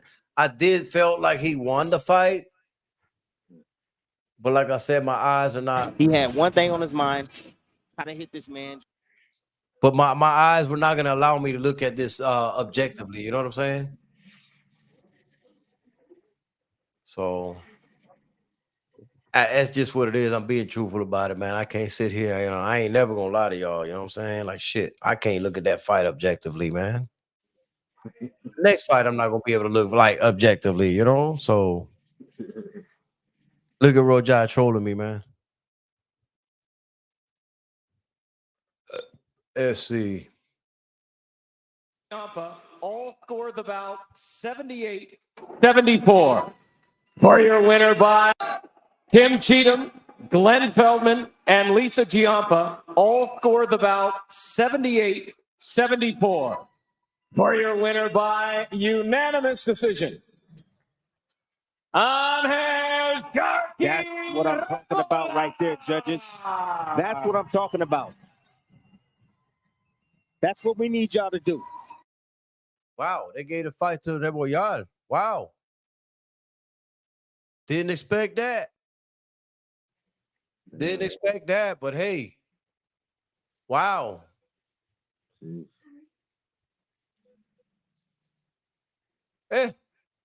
You know, hey, good learning experience from him now, I guess, man. Good learning experience. What I would tell Omar Rosario, which I will tell him because I will call him, just keep your head up, man. Keep your head up, man. Come back, be better for it. You know what I'm saying? It's not the end of the world. You're early in your career, you're still young. You could bounce back. You know, maybe tomorrow I will watch the replay of it and get a better understanding of how they judged it like that. But wow. Okay. Shit. Damn. That's what it is, man. Well, Opulent, you got any last words? Because I told everybody after this fight, I am going to relax and watch the rest of them. That way I can give a good assessment tomorrow on my post fight. Definitely want to talk about this fight, but go ahead. First off, tenfold appreciation to everybody that came through and rocked with us. Definitely appreciate it. And thank you, man, for allowing me to hop up on here. This was a great time, and we definitely have to do it again for sure. Yes, indeed, man. Yes, indeed, man. You know, anytime we could do something like this, and Yeah, I think it does help you, man, too. You know, so I'm trying to get you there, bro. Man, fuck that shit. I can't be up here by myself, bro. Got to get you there with me, bro. I can't enjoy it until you enjoy it as well. You feel me, Brian? So yeah, that's what it is. So You know, appreciate everybody that tuned in. I know that there's more fights to the card, but like I said, I want to enjoy them and kind of be able to do my post fight live tomorrow. So I don't want to kind of overdo my time on live and shit like that. This is longer than I normally am live. But shit, this Way is longer. man, God damn, bro. Can't believe Yeah. you made it. You made it possible though, man. Because you know we had great conversations during this whole thing, man. But I Yeah, that appreciate helps. everybody that tuned in. Hopefully, y'all smash the like button, man. This always brought to you by CL Management, DV Tracksuits. Big shout out to the mighty LDBC. Omar Rosario got robbed. We out.